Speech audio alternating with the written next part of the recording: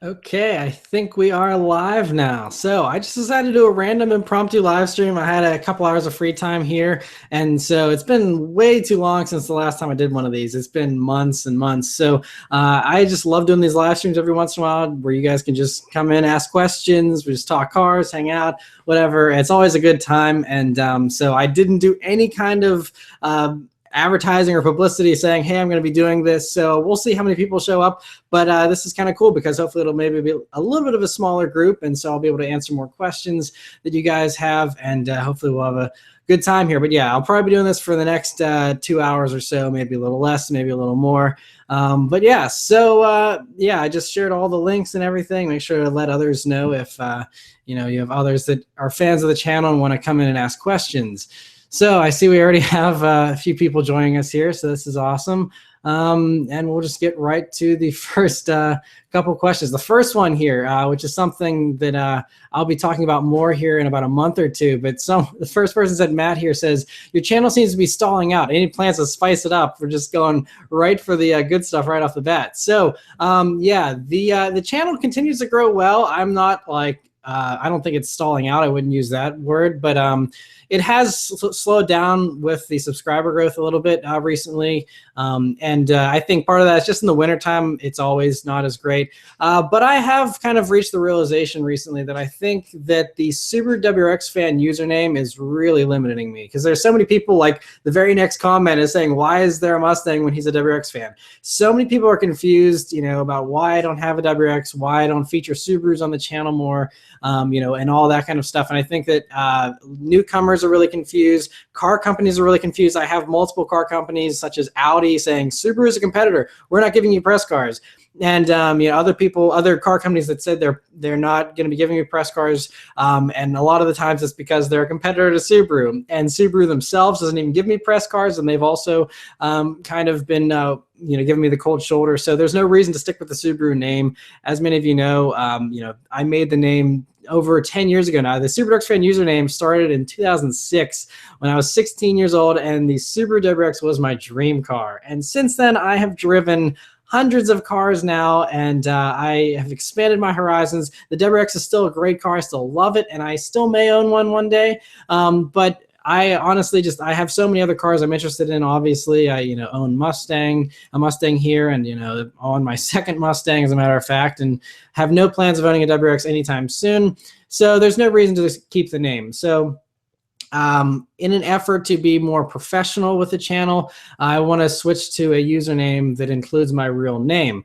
And so that's one thing I'm going to be switching over. Probably my goal is to have the rebrand of the channel done by late April, and hopefully soon after that I also want to do merch, because that's another thing. I've been wanting to do merchandise for years now, and I've had various things that have been holding that up, unfortunately. But I think once I have the rebrand done, then that's going to be the next thing, is within the next month after that, is actually get t-shirts out there that a lot of you have been requesting, shirts that say let's turn down onto this back road and stuff like that. And so I want to get that kind of stuff out there for you guys, and so that's something that I plan on doing shortly thereafter. So I think that changing the channel name is really going to help with the confusion that a lot of people have, newcomers and stuff, and hopefully that'll help to give the channel a little more of positive momentum. But like I said, it still is growing. I'm still very happy with the growth. It's still paying all the bills. I'm still able to be a YouTuber full time and review cars full time, which is the dream. That's all I wanted. I didn't do this to get rich, or to have a Lamborghini or anything like that. I'm doing this because I love reviewing cars. I love helping you guys find cars that you guys love, that you're able to drive every day, and have videos that help you to figure out what cars you would like and all that kind of stuff. And I've always done this channel as consumer advice, not to show off cool cars or to flaunt my cool cars. It's never been about any of that. It's about helping you guys experience these cars and to help you guys to find cars that you're going to love owning.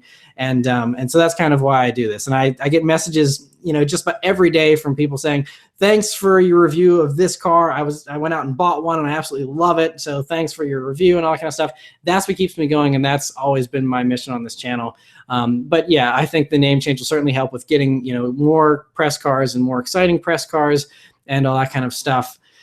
So anyway, bunch more questions. A lot more people have joined us here. So what I do here whenever it gets really busy like it is, I'm just going to go with whatever the newest questions are that I see right off the bat and just go from there. Because if I try and answer them chronologically, I get way too backed up and you have to wait an hour for an answer. So I'm just going to try not to spam too much, though, with the questions. Some people ask their questions like 55 times. I'll try and answer as many as I possibly can. But yeah, so another question. Someone said, thoughts on the 2015 Mercedes C350 Coupe. I haven't driven the C350 Coupe, but actually my wife, as many of you know, has a C-Class. She has a 2016 C300 4MATIC sedan, and we just took it in for a service recently. By the way, Mercedes service, pretty expensive, but very, very friendly.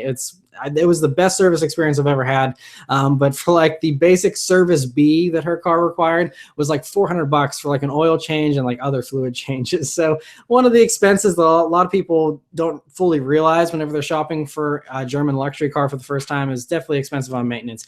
Anyway, they gave us a loaner car, and it was actually the new C300 Coupe 2017 model, and it was really nice. I really love those, and I'm hoping to review some new Mercedes here very soon. I actually have someone that has offered a 2017 C43 AMG, and I'm hoping to do that one in March and give you guys some thoughts on that. I still want to do a review with my wife on her Mercedes and have us both kind of review it, and that's something we're planning hopefully for the springtime here, because we still would definitely want to do that. But yeah, so those are my thoughts. I love all the new Mercedes stuff. I think they're great. Someone said, did you see the picture of the 2018 Saleen Mustang? I did not see that. Someone will have to tag me in that or something. I'll have to check that out. I did not see that. Someone said, coming to Europe one day, hopefully. I'd love to come to Europe. I was in Europe about 6 years ago for the Geneva Motor Show back in 2011, I think, and that was a lot of fun. But I certainly want to come back for the Geneva Motor Show one year, and also just to kind of explore more of Europe. You know, I'd love to check out London, love to check out, other parts of Italy that I haven't been to yet. And the wife has never been to Europe either, so I'd love to bring her along and show her some cool stuff. So someone said, coming to Somalia. No plans to go to Somalia anytime soon.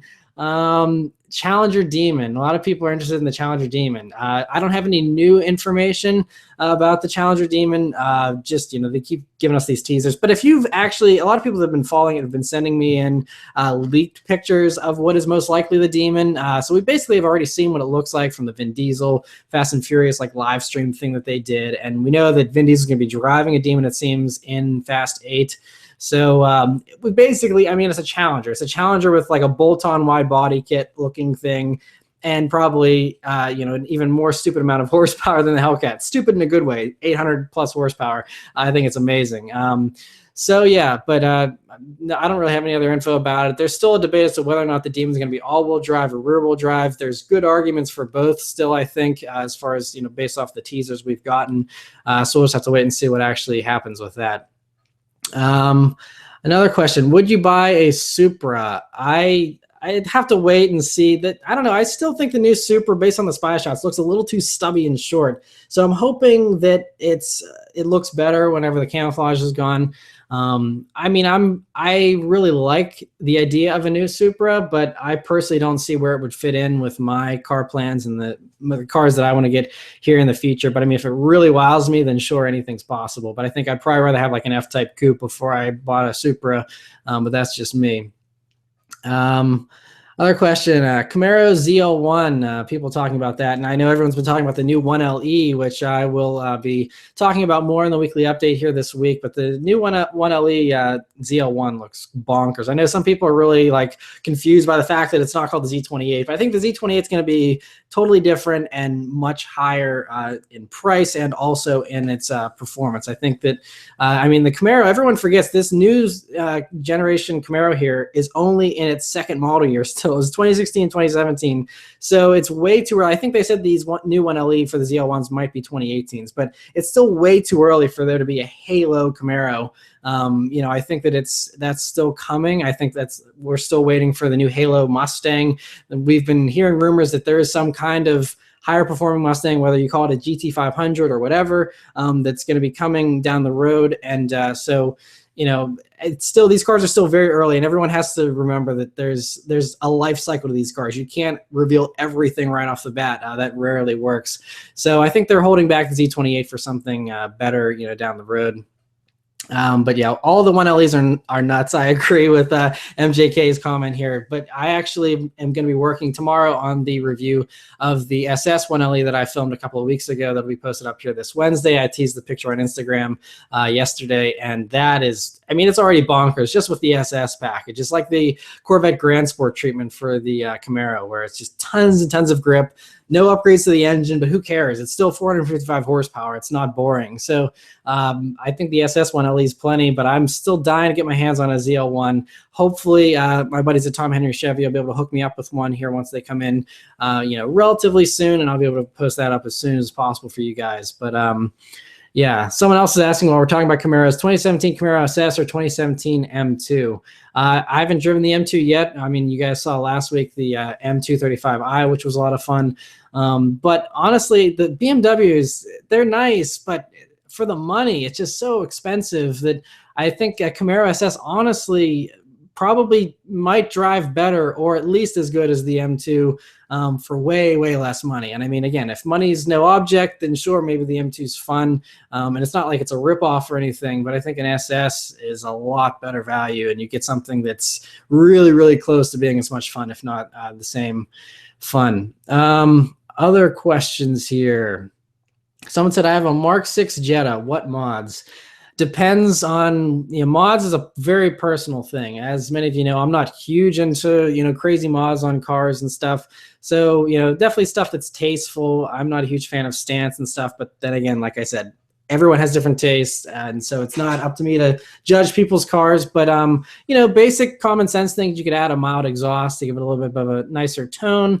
But honestly, the biggest difference if you want a car to perform better is tires. Everyone overlooks tires, but if you put on like some super sports on anything, I swear just about anything will probably handle pretty good if you put good tires on it. And that's something a lot of people overlook. They always just want to add coilovers or something like that. But if you put a really good sticky tire on your car, it'll really, surprise you at an autocross, I think. So definitely one of the most overlooked mods. Someone else asking, are you going to get a 2018 Mustang? If you watched the video last week, I'm still up in the air about that, and that hasn't really changed since I posted that video. It's funny that the past, I don't know, I really think about this way too much. The past 2 nights, I've had dreams that they, like in my dream, they came out with the 2018 Bullet, but it was like a disappointment. All the things I was hoping for didn't happen. And so I was like, well, I'm just keeping my car. So I don't know if my subconscious is trying to tell me to keep my current Mustang or what, but yeah, so we'll have to wait and see if Ford does disappoint, or if they, do all the stuff I'm hoping they do with the new Bullet. We'll just have to wait and see.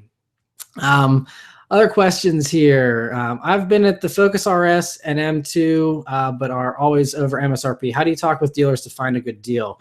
That's a good question. A few years ago, I did a video whenever I negotiated a deal on a Fiesta ST that I almost bought. I kind of said in that video that you just have to know the numbers. You have to know, if you're doing a trade-in, for example, you have to know what your car is worth. You have to know, what other of these vehicles are going for. And actually, when it comes to, the rare stuff like the M2s and, Focus RS, it's really helpful to go on the forums for that specific car, whether it's, I think there's, Bimmer Post for the BMWs, and I don't know what the big forums are for those, and same goes for the Focus. But like with the Mustangs, actually, like if you're looking into getting like a GT350, for example, there's a whole thread of people saying, these are the dealers that are terrible to work with. These are the dealers that will sell them at MSRP. And, you have a list and you can kind of figure out, and as long as you're flexible with, if you're okay with buying something out of state or something like that, or traveling a little bit, then you can actually, find these cars at MSRP. It's not impossible. Aside from maybe some stuff like some of these Porsches, like the 911R and stuff, forget it. No dealer is going to sell you those for sticker. But, and I think it also comes down to having a good relationship with your dealership. And if this is your first time with that brand, then that's hard to do. But if you're loyal to a brand and you've had 1 or 2 other cars, that really helps a lot too, because you can say, look, I'm a repeat customer, and you build up a relationship with the salesman, and they're more likely, I think, to give you a car. Even if they're losing money or something, they're more likely to sell it to you just because you're on good terms with them. So it also comes down to just building relationships, and I think that certainly helps as well. But if you're a newcomer to the brand, like I said, just kind of search around on the forums for what other people are paying for them. There's other websites like TrueCar.com, I think, is one, and I think even Carfax will tell you, like how much you should be paying for a car. I'm not exactly sure, but you can do some research there online and pull up what other people are paying and just be like, look, like these are what other people are paying. I'm going to be fair and say I will offer to pay the same amount. And I know, like, even honestly, when I bought my BRZ, it was like one of the first ones in Pittsburgh. It was the second one that this dealer was getting in. I mean, I got it mine came in June of 2012, and it was, the 2013 model year cars. I ordered that thing back in March, and it was like, I told them, I was like, look, I know this car is really in high demand. I'm not expecting any kind of discounts, but I don't want any markups. I was like, I will gladly pay MSRP. That's it. Take it or leave it. And they said, yeah, that's fine. We don't want to price gouge. And they were just very reasonable. And I think you'll find a lot of dealers are fine with that, and you can't expect discounts if it's a super rare car, but if you can, just be willing to meet them halfway at MSRP, most dealers are usually pretty okay with that. Other questions here, though. Someone said they're looking at me right now. I don't know what they're talking about, but I don't see anyone outside my window, so I don't know how that's possible, unless you mean on the video. Other things. I'm looking at a 2016 1.4T Jetta SE 5-speed. Thoughts? My sister actually has the Jetta. She's got a 2016. I think it's the It's actually, she has the standard. I think it's the 2-liter naturally aspirated motor. The 1.4Ts, though, sound promising, especially with the manual. I think that'd be more fun. The Jettas are good cars.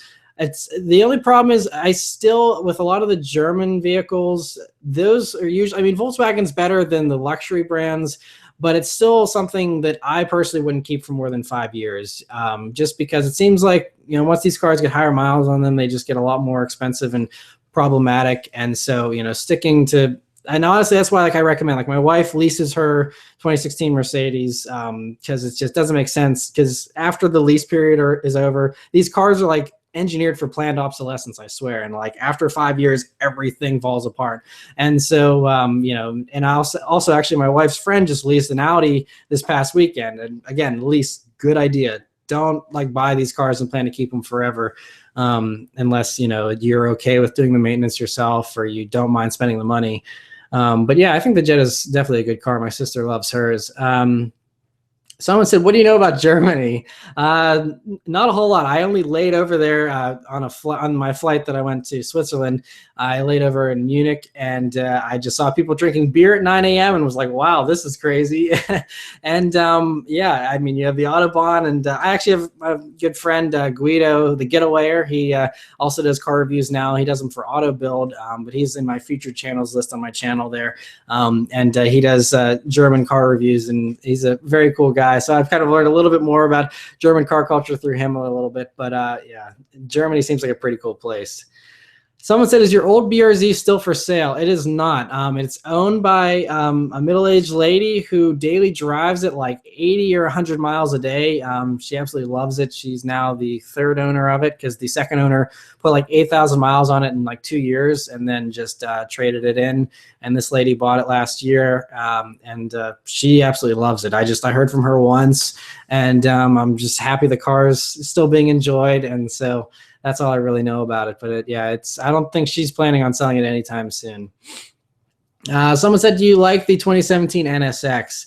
I like the NSX, but that's just, they priced it way too high, in my opinion. It's an awesome car, and it is competitive with stuff in its class, but there's just so many awesome cars when you're looking at stuff that's, 150 grand plus, that, I mean, I would be looking at something like an Audi R8 with the naturally aspirated V10 before I would, look into getting a NSX. I think we're going to have plenty of time to drive hybrid supercars in the future. I want to enjoy the naturally aspirated, screaming engine supercars while we still can, until that goes away. So I'm not rushing into getting anything hybrid in my foreseeable future. But the NSX is a cool car. Same goes for the GTR. Someone's asking about the GTR. That's another car that was a great bargain when it first came out in 2009 for 70 grand or so. And now that they're 120 grand, no way. There's so many other good cars I'd rather have, like a Jag F-Type R or a SVR, if you're spending that kind of money, before I would have a GTR. Just GTR sounds okay, but I mean, compared to stuff like the F-Type, there's no comparison whatsoever. So, yeah, no interest in GTRs. I think they just the more expensive they get, the less impressive they get to me. I mean, they're very good cars, but yeah, not super into those anymore. Thoughts on the Porsche Cayman? I think those are great cars. That's another car that's very expensive, but it is one of the best cars, I think, in its segment, if not the best. I love the Boxster still too. Actually, if the F-Type wasn't a thing, I'd probably be hoping to save for a Boxster because I just love the new Boxsters. I still have yet to drive one actually, but I've driven the first and second gens. Those were a blast, and I'm hoping the third gen's just as good. And everyone seems to love them. And now, being a Subaru fan, the new 718 Boxster and Caymans sound like WRXs. They sound exactly like a WRX. And so actually it's funny because now they actually sound more like a WRX than the WRX sounds like a WRX, since they got rid of the unequal length headers here for 2015. That I think, yeah, the new Boxster sounds more like a WRX than the WRX does. It's kind of funny. But someone else says, thoughts on a salvage title for a first car? That's totally up to the buyer and what bothers you. Some people won't touch a wrecked car with a 10-foot pole, and whenever mine was hit last year, everyone's like, get rid of it, like it's worthless, like it's gonna be so awful. But if a car is repaired correctly, then it's fine. I mean, my car doesn't even have a salvage title; it just has an accident on the Carfax. It's still a clear title. But cars that have been hit, if they're repaired right and the paint's done well and all that kind of stuff, I really don't see a problem with it. It might not be 100% of another one, but I still have yet to find anything wrong with mine. Maybe that'll just take years of wear and tear before stuff starts to arise. Maybe stuff never will arise because I just had a good body shop do the work.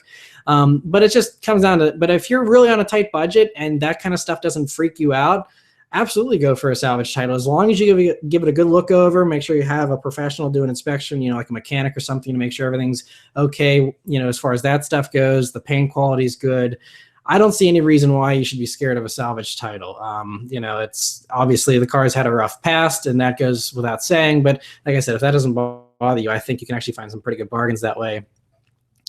Other questions. Someone says, favorite Ferrari of all time.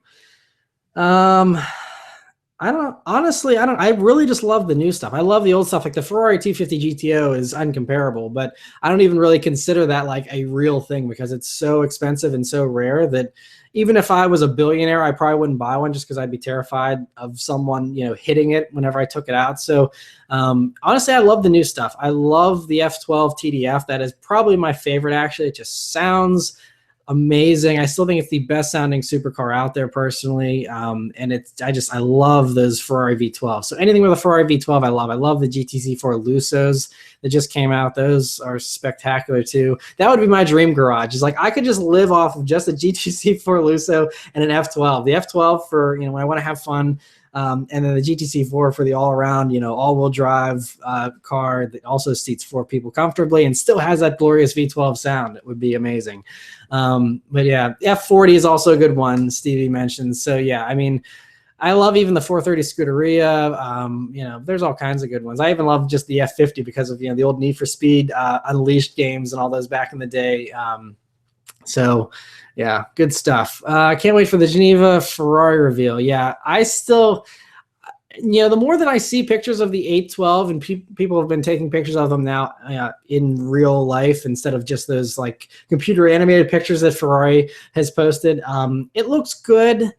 I still actually find myself liking the F12 design better, and especially now that it has kind of a weird name with the super fast thing. I'm not a huge fan of the name, so honestly, I'd probably just save myself a bundle of money and get an F12 if I had a choice between the two.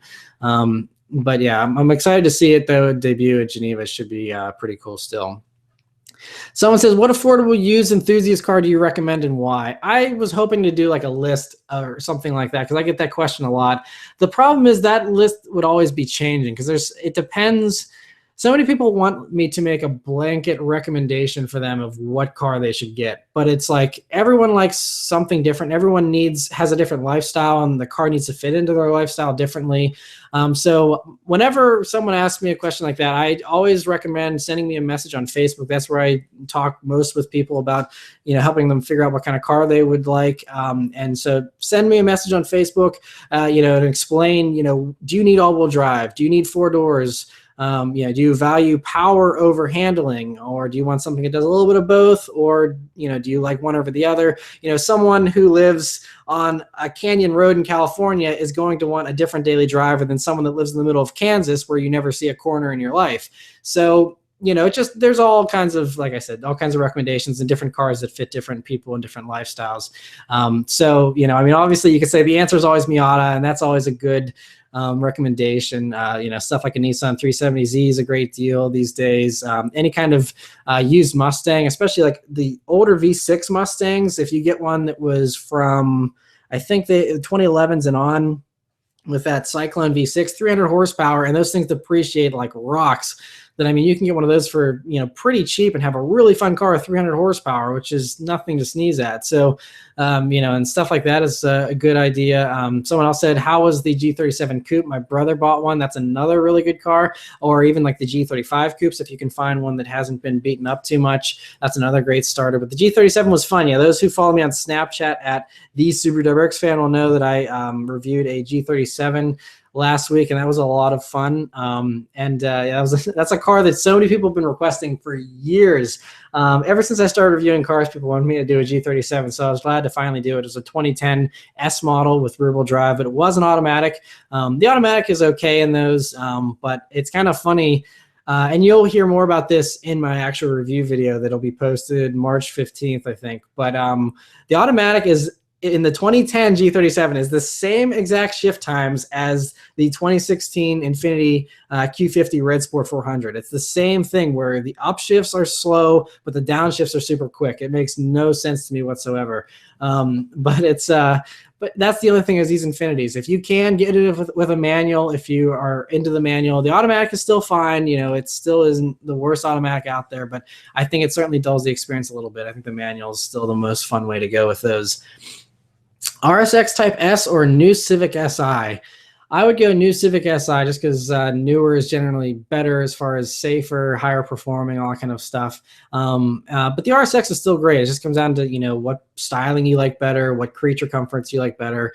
I would personally go with the Civic Si, though. Those are still fantastic fun. And that's another really good go-to car for enthusiasts looking for a first car. You can pick up one of the older ones, like the 2006 models, I believe. You can get one of those now. It seems for like $7,000 to $8,000 in reasonable shape, which I think is obtainable for a lot of people looking for a first car. And that's so much fun, so reliable, very safe, cheap on insurance, cheap on gas, just a really good starter car for people. And it's front wheel drive, so it won't kill you. It's very easy to learn how to drive quickly and stuff. Those are really just one of the best starter cars for people. Favorite Jag, F-Type, that's an easy one. STI or Evo, STI. Learning stick soon. What do you recommend learning on? It depends what you have to choose from. Usually people don't have much of a choice what they learn on. They just learn on whatever. If you can, you could, I know it's one extreme or the other. I see people that have bought, a $500 beater car that barely runs, and they learn manual on that so they don't feel bad about, destroying a clutch. And then there's other people that buy a brand new, like 2015 STI or something, and they didn't even know how to drive manual, but they find a way to get it off the lot, even if they're stalling it or whatever, and they figure it out on the way home enough to, get by. And it's just one of those things, you daily drive it over the course of a couple of weeks, and then you're fine. And that's really the thing. Is so many people, obviously you can go watch my video or other people's videos that have been posted in the past about how to drive a manual, and those certainly help to give you a good understanding of the mechanics of it and the basics. But really, to get good at manual, you have to just do it every day, or at least just do it regularly. That's really the way to get good at it. You can't just read a book about it or watch a video about it and instantly be good, because every car has a different clutch point and a different catch point for the clutch and how the shifter interacts with the clutch. And so every car is really different when it comes to learning. So, off off the top of my head, one car that's very easy to drive manual in is the new Camaro SS. Surprisingly, the clutch is so light and it's so easy to drive those. That's a good starter vehicle. What's your favorite classic Japanese car? I love the original GTRs. I think like the 1969 model or whatever with the quad headlamps. Those are pretty sweet. I think that's probably my favorite classic Japanese car. Other questions here. When's your wife going to let you review her Merc? I mentioned this at the very beginning of this video. Hopefully sometime this spring. That's still something we certainly want to do. And we're going to kind of do a little collab between me and her. Well, she'll probably be doing an impression of me that's very humorous and kind of poking fun at the review style and the way that I say stuff. But then it's also going to be a semi-serious review as well, where she gives her thoughts on it. I give my thoughts on it. And, it's still going to be an informative video, but we're going to try and make it a little more funny as well. What car are you planning on getting next? Like I said, depends on what they do with the 2018 Bullitt Mustangs, either that or just keeping my Mustang and then adding either. Depends how things go. I right now don't have any room for an additional car, sadly. So the first order of business is getting a different house with more garage space. But once that happens, then the next step is to either get an F-type convertible. It doesn't even matter what trim. Honestly, they're all spectacular. Some type of used F-type is because I definitely want to have a convertible as a fun weekend toy. But I also really want a classic car as well. And there's lots of good classic cars that I would love to own for 10 or 15,000 bucks or even less. So I want to add a couple of those as well, like classic 40s, 50s cruisers. I still would love to have a 68 Mustang as well. So that's something that's in the plans, for down the road. But it just depends on how everything goes. Like I said, I do the channel full time. So it just depends on how the channel grows, how, that all treats me, how YouTube treats us all here, all of us YouTubers here with their changes and all the things that are going on with YouTube. As long as everything continues to do well and things keep growing, then I hope to own all those vehicles, like I mentioned, in the future here. Who's been a sub since 2012? I appreciate that. And honestly, Stevie Boy, I remember your username. So I appreciate, all your comments over the several years here, and that long-time support really is appreciated because there's lots of people that come and go. And so I appreciate those of you that have stuck with me here through the years. It means a lot. What was your first car? It was a 97 Subaru Impreza Outback Sport. And I have a video where I talk about it. If you type in, I think I ran a Carfax on all my old cars or something like that, and I talk all about my car history there. Any mods on your Mustang? No, but actually, while you guys are here and I'm live, I will show you the window louvers. I still have. They're just sitting in the box. I need to get them. I don't know if you can tell. The lighting is terrible. I apologize. But this paint is peeled.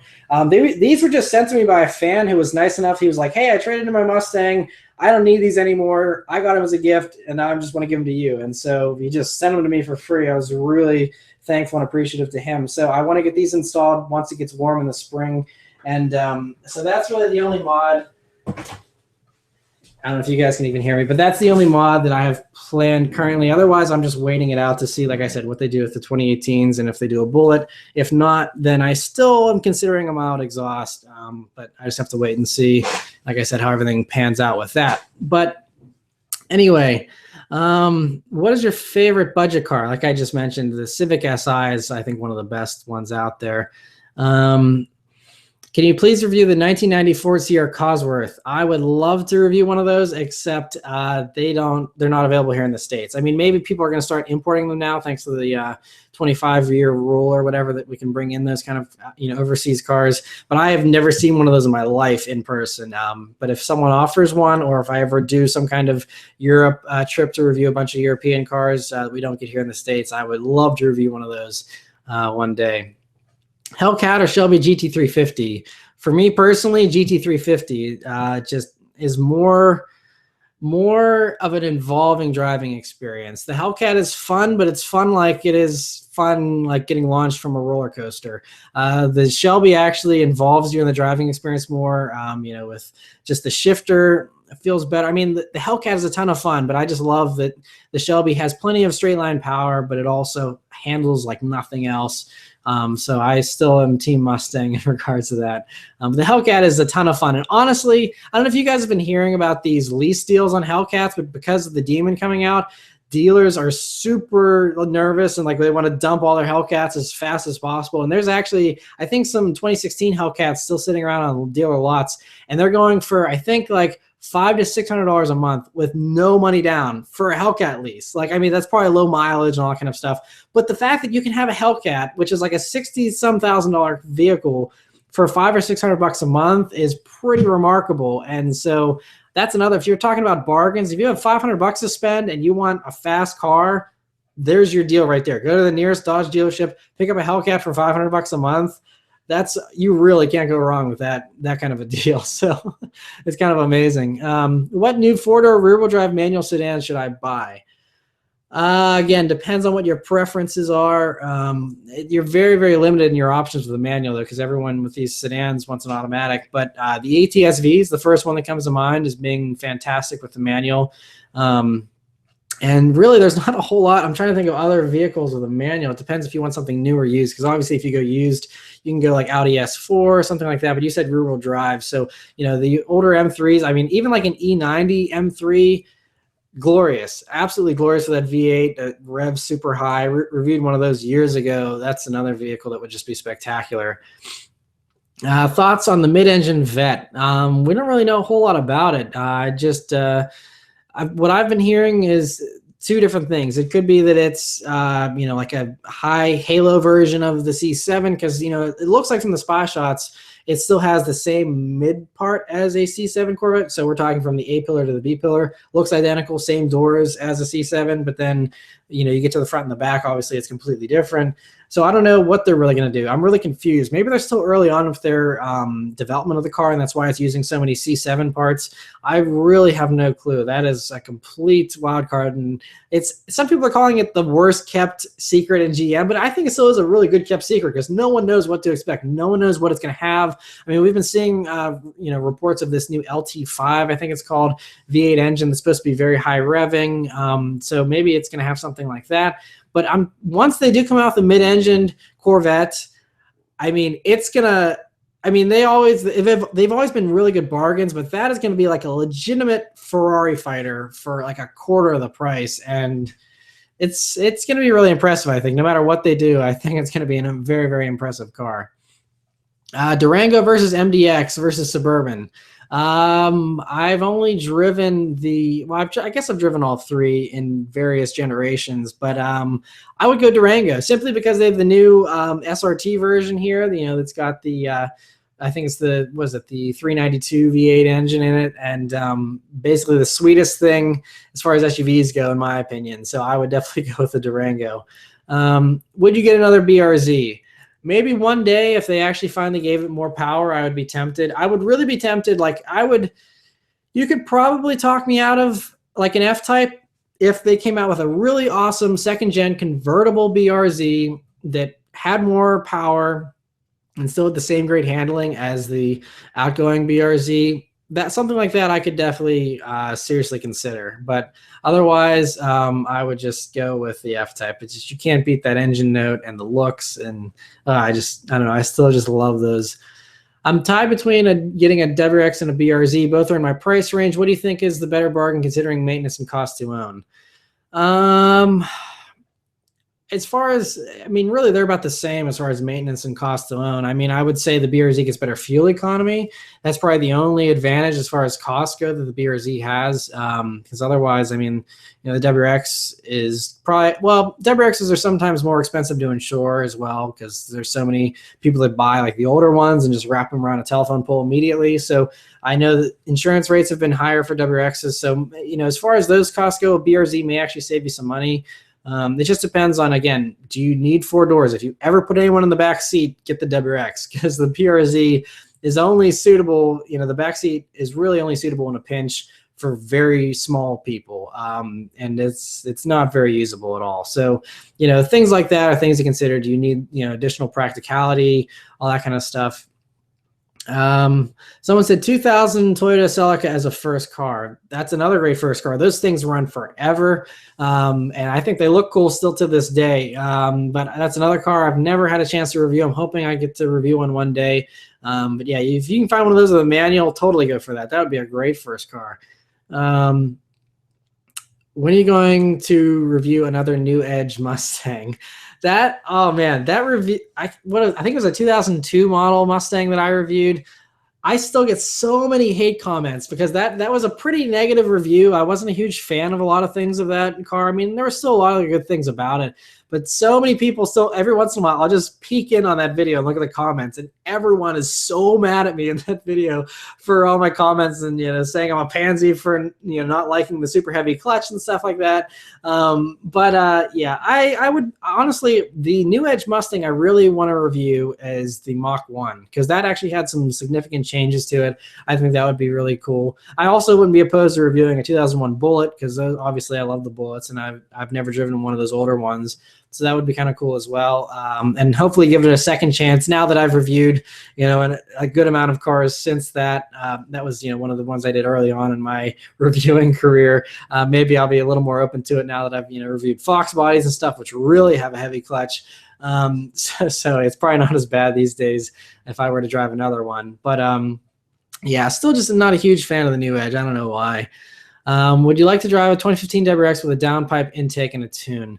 Well, I did that 2017 WRX already that had the axleback exhaust. I mean, the downpipe and the tune would probably make a good bit of difference. That would be worth doing if you're local to the Pittsburgh area. You can send me an email or a Facebook message and we can talk it over. I just try and limit repeat cars. A lot of people, when they see me post a review of one car, they're like, oh, I have the same car, but it's got, 15 more mods on it. And that's kind of cool sometimes to show off builds or show the potential of what a car can do. But I still prefer doing, more consumer advice, and mild mods like that makes sense because a lot of people do those mods and they're common mods. But usually I like trying to bring you guys new cars, different new cars of, instead of doing the same car 3 times, I like doing completely different models so that I can cover everything, so that, whenever someone says, what do you think about this? I can say, here's my review of it, and, have all my bases covered. So I'm just trying to, do more cars. Like I still want to do an E46 M3, E36 M3. I have people with those vehicles in a neighboring state. I just need to make a trip to Virginia to review those, but stuff like that a lot of people have been waiting for reviews on for years that I want to do. But yeah, someone said no GT350 for your next car. Yeah, I mean, I keep mentioning this every once in a while in the weekly updates and stuff, but my holdup with the GT350 is just that it's a lot more money than a regular GT. If you think about it, it's 60 grand versus, like I said, I paid 35 grand for my car. So it's not quite double, but it's close to double as much money. And I'm happy with the power of mine. I'm happy with everything on mine currently. I mean, the exhaust note on the Shelby is glorious. I like the looks of the Shelby better, obviously. It's more aggressive. But is it almost double the price better? Probably not. I don't think it's worthwhile. Like I said, I would rather, if I'm going to spend an extra 30 grand on another car, I would rather just, pick up a couple of classic cars for 10 grand each, or I would rather just put 30 grand towards a used F-Type and add an additional car. I'm one of these, there's like 2 different types of car enthusiasts. There's like car enthusiasts that like keep trading up and improving their one car. And that's just either because of their housing situation or just personal preference. But then there's other people that want to have like 10 cars that are worth the same value as that one guy's $400,000 car. And I would rather, instead of having like a Lamborghini Aventador, for example, I would rather have 10 cars that are all awesome, for different moods. Whenever I want to cruise, have a convertible 50s classic cruiser for just going to a car show in, or, if I want to tear up a back road, hop in the F-Type and put the top down and just have a blast. And whenever I want to pretend like I'm Steve McQueen, hop in a 68 Mustang and drive around in that. And, just have all these different vehicles and still have some cool stuff like an F-Type or, a more affordable exotic or something like that as well. But I would rather do that than have one really expensive car. So that's kind of how I'm viewing the Shelby, is it's so much more expensive, and I don't think it's worth the additional money for me personally.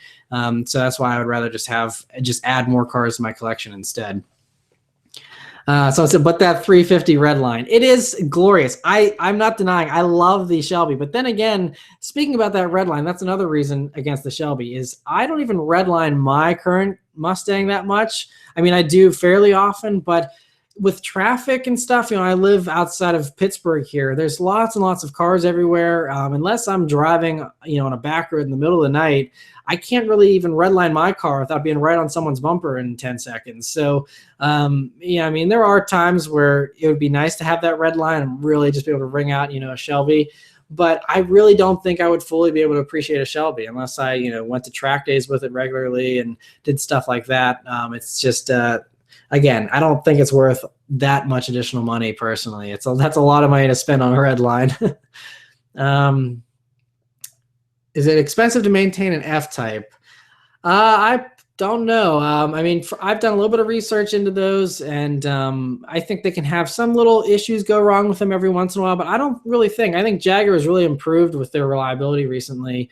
And they actually, I think JD Power and Associates did their reliability report for 2016, and they're the cars that had the most complaints from owners. And Jag's actually in the top 10 now. They're 10th on the top 10 list, but they're now in the top 10 most reliable brands. So they're really improving. So I don't think there's really a whole lot to worry about with these modern Jags. It's not like the older ones where they just had millions of problems. With something like that, I would probably get an extended warranty if you're looking into an F-Type just to be safe. Do stuff like that. But otherwise, I don't think there's really a whole lot to worry about. I could be wrong, but I haven't really talked with too many F-Type owners. Have you ever ate a Costco half-pound hot dog in one bite? I have not. I've never actually purchased a hot dog from Costco, so maybe I'm missing out. Other questions here. What do you think of the Grand Tour? I loved the Grand Tour. That was a ton of fun to watch. I'm so glad to see those three back, and I'm excited. I think they're actually filming the second season already. And I wasn't even an Amazon Prime member until the Grand Tour. I am paying for Amazon Prime just to watch that show because it's that good and I enjoy it that much. I think it's pretty awesome. Do you ever miss your Guard Green EcoBoost? I actually don't miss the EcoBoost at all. It was a good car. It's a good stepping stone. But anyone that's looking for more power or better sound and stuff, honestly, just go for the GT. Again, not knocking the EcoBoost. It's fun. If you want the better fuel economy, if 310 horsepower is enough, that's fine. But I always loved the sound of the V8, and that was always kind of the end goal, is to hopefully have a V8 Mustang. And so I haven't looked back since trading in. The EcoBoost was a lot of fun. I do sometimes miss the EcoBoost exhaust just because of how loud it was. This is why I would love the active exhaust on the 2018 Mustangs, because there's sometimes where I'm, in a mood where I'm feeling like driving quickly and I want to be loud and crazy. And it's kind of a bummer that the GT's exhaust is so quiet, but then most of the time I'm happy it's quiet because of all the road trips and normal daily driving I do where I don't want to make a statement. But it was fun sometimes having that loud exhaust in the EcoBoost. It sounded pretty cool, I think. I know so many people hated that EcoBoost exhaust, but I actually think it sounded pretty cool. Other questions. Favorite WRX? I still think my favorite one is always going to be a 2006 model, just because that was the one that when I was a 16-year-old, that's what came out, and that was like my dream car. That's the one that I was lusting after whenever I made the Subaruwrxfan username. I love the look of the 2006s. They're my absolute favorite. The Bug Eyes also have a special place in my heart because my first ride in a Bug Eye back in 2001 is what got my love of cars really going strong, and that's what made me fall in love with the WRX. So the Bug Eye, the 06 Hawkeyes, and then of course the brand new ones I think are really, really nice, and I like the additional creature comforts and all that kind of stuff. So those are my top three, I think. But I love them all, honestly. The only ones that I think is kind of the lame duck is like the 2008 ones, where they didn't have hardly, they didn't have as much power as the 2009s. And then 2009s didn't have the wide body kit. I think that was a 2011 improvement. So I would say the 08 to 2010s are the least favorite of the bunch for me. But like I said, they're all great. Hawkeye STI guy says, Hawkeyes are the best year. Nice to see you in here, Mike. Thanks for joining us. He's another Pittsburgh YouTuber here. We go way back to elementary school, me and Mike, and hopefully we'll be able to do a collab here sometime soon. We were going to do some kind of snow drifting stuff, but we haven't really gotten too much snow here in Pittsburgh, so that whole idea didn't really work out, unfortunately. But yeah, so hopefully we'll do some kind of collab soon for you guys. It'd be kind of cool. And if you go way back on my channel, I think there's either a ride or a drive that I did in his car. That was several years ago, but it's pretty sweet, his STI. Obsessed Garage collab. Don't hate me, but I'm not even exactly sure who Obsessed Garage is. I'm sorry. I follow like a few YouTube car channels that I really like.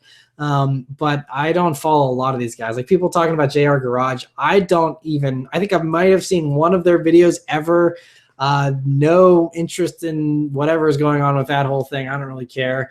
But yeah, because I saw people keep commenting that expose them, and it's like I don't even know who they are to expose them. Not that I wouldn't want to stir up any drama anyway. I think all that kind of stuff's pointless to begin with. But someone else said, we ever collab with Adam LZ? Never met him. He seems like a nice guy. I'm not sure where he's at, but I'm pretty sure he's on the West Coast. Again, I don't really follow him too much, but he seems like a cool guy. Who knows? Maybe in the future anything's possible. And other people asking questions about the 350. I think I covered that enough. When am I actually going to get a WRX? Mr. Subaruwrxfan Mustang owner. Well, at the very beginning of the video, I also mentioned how I plan on rebranding the channel sometime, probably late April, early May. I'll have to I see how everything goes, but I will be changing from the Subaruwrxfan name because it confuses so many people. And, I obviously drive a Mustang. I have no plans of owning a WRX anytime soon. So it doesn't make sense, to have the name. And I think it doesn't reflect what this channel is as a car review and car news channel. I don't, the Subaruwrxfan doesn't fit anywhere. So yeah, I think I'm going to eventually switch that eventually here sometime in the spring. But I may still own a WRX, once I have kids here in 3 or 4 years. But then again, I really love the new Jag XEs, and so if I could afford it, doing like the XES with the F-Type. Again, you might be noticing a theme here. The F-Type supercharged V6 in a sedan sounds amazing to me. So something like that might be a better dad car in my eyes. But if I'm looking for something more affordable, the WRX could certainly be on the table for sure. Other people asking about other YouTubers, Saab Kyle 4 and Redline Reviews. They're both awesome. I do follow both of them. They're great channels, and I highly recommend both of them to anyone looking for more channels if for whatever reason you don't know of them already. I will never be Dodge Grand Caravan fan. That's so funny. People even mentioned that's why last year I did my April Fool's Day video. The joke video was I bought a Honda Odyssey, and some people actually thought I was serious. And it's like, no, I will never own a minivan, never. And I mean, like, I don't think. I mean, the wife and I aren't even planning on having tons of kids. So, I think any amount of children would be able to fit in a sedan. But if for whatever reason, it was like we needed a huge 3-row SUV, I would just go for the Durango SRT. Those are things that are awesome. Now that Dodge has made that and just came out with those, that would probably be my dad car if I needed some huge, massive thing. But like I said, I'm hoping to never need a huge, massive vehicle like that. I should be good with a sedan my whole life, but we'll have to see. Other questions here. People just throwing out random fan names. What do you think is the first thing that comes to your mind when you think of wanting to buy a pretty expensive car? First thing comes to your mind. I guess you mean like what car comes to my mind, and that would just be the F-Type, like I said. If you're going more expensive than an F-Type, honestly, like I said, I really am digging the new R8s. Those are pretty awesome. But there's all kinds of really cool, affordable stuff that I would be tempted to look into. I really love Ferrari as a brand, so any kind of used Ferrari that I'd be able to afford that's, within whatever price range. Also, the Aston Martin Vanquish. I love the Vanquish, so any kind of used Vanquish. Those are kind of coming down in value pretty quickly. One of those would be awesome in the future. But yeah. What is your opinion of buying the 2016 to 2017 Cadillac CTS-V? Do it. There is no thinking. If you can afford a CTS-V and you're into that kind of stuff, it will not disappoint you in any way whatsoever. I cannot recommend the CTSV highly enough. It was a blast having one of those for a week. 2018 Stelvio, that is another potential dad car down the road. If the XE, for whatever reason, isn't something I like, then the Stelvio, I love the Stelvio. And the wife really wants an SUV too. So if I had to be in an SUV, the Stelvio is probably my first choice. I think is beautiful looking, especially in the quadrifolio trim. But even in the normal trim, it actually looks really, really good. That and a Macan are probably my top 2 picks for SUVs if I had to be in an SUV. But like I said, not a big fan of SUVs. Jag F-Type R or new Grand Sport. Well, the Grand Sport's half the price, but if money is no object to you, I would probably go for the F-Type, but that's just me. Do you like the 2017 Malibu? Yeah, I actually did a review of them. It might have been a 2016 model, but it's the same thing for 2017. It's nice. I hate the auto stop start features in those, though. It drives me crazy. But otherwise, the Malibu is nice. You get a lot of car for your money. So it's a good car, but it's very soulless. There is no excitement. There's no personality. It's an appliance. It's like, but that's what all the other cars in that segment are, the Accords. The Accord's a little bit more sporty, but the Camrys, all that kind of stuff, not to talk down on those vehicles. But again, there's a lot of really fun options, I think, out there that you could get for roughly the same money. They're reliable cars. It's good transportation, but I'm not a huge fan of the Malibu, though, aside from that. Other questions, thoughts about the LC500. I love the new 500. I, obviously have seen them a couple of times here at some of these auto shows that I've gone to. I'm hoping to drive one here, maybe this year if I'm lucky. We'll have to see what Lexus does for me. I'm bummed, though. They had like a big press drive event in Hawaii for the new LC500. Talk about a dream review. Like, going to Hawaii to review a brand new Lexus supercar, really, super sports sedan or sport coupe or whatever you want to call it. But that was like an amazing trip. And like Matt Farah, the smoking tire, went there and was driving that thing around. Man, I was definitely a little bit jealous. That's got to be so much fun. But yeah, those things look amazing, and I hope to drive one soon. Would you get a 2017 Acura MDX? Not a huge fan of any Acuras currently. I just don't think they're at the top of their game. It's a very competitive segment, and there's a lot of more interesting luxury SUVs, I think, out there for the money. Are you a fan of the new 2018 Civic Type R? I haven't driven one, just from the looks of it. We saw the concept. We'll be seeing the actual Type R at the Geneva Motor Show next week, the production version, which shouldn't look much different, but it sounds very promising. We'll have to wait and see what motor they put in it. Honda kind of disappointed us with the new SI having only the 1.5 turbo.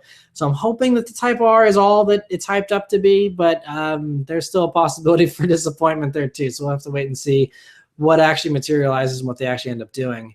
But anyway, another people asking me about the 2018 Mustang. I've already posted a couple of videos about that. You can just go and search 2018 Mustang on my channel, and you'll see my couple of videos talking about those. Are you going to Geneva? Unfortunately, I am not going to the Geneva Motor Show. I would love to, but flying halfway across the world to join everyone in Geneva would be very expensive, and unfortunately, YouTube does not pay that well, at least not for me, so I can't afford to go to Geneva to cover. That's why, I went to Detroit. I can cover that because it's a 4-hour drive. It's an easy trip in the Mustang, but flying halfway across the world, unfortunately, is just not something that makes sense from a cost standpoint for me. So we'll not be going to Geneva, sadly. Is Tanner Fox your cousin? No, I don't have any famous cousins or anything. F430 and stick, those are spectacular. Yeah, they're a lot more expensive in the stick because they're so much more rare, but that would definitely be a fun car to own. You should buy a Miata and tune it. Definitely not. There's so many people doing Miata project cars and all that kind of stuff, and it's just so played out. I have no interest in owning a Miata. I, as many of you know, especially after my accident and stuff, I value safety highly, and Miatas do not have safety. The new ones obviously have the new safety features and stuff, but yeah, I'm not into a car that's the size of a go-kart that does not have much protection. So no interest in any kind of Miatas. Someone said, are you related to Kate McKinnon? No, but I get that all the time on this channel, and I can definitely see it. But yeah, I'm not related to Kate McKinnon. But she was pretty funny on the Oscars last night, if any of you watched that. Any WrestleMania predictions? I haven't watched WrestleMania since I was like a little kid, so I'm totally out of the loop on that.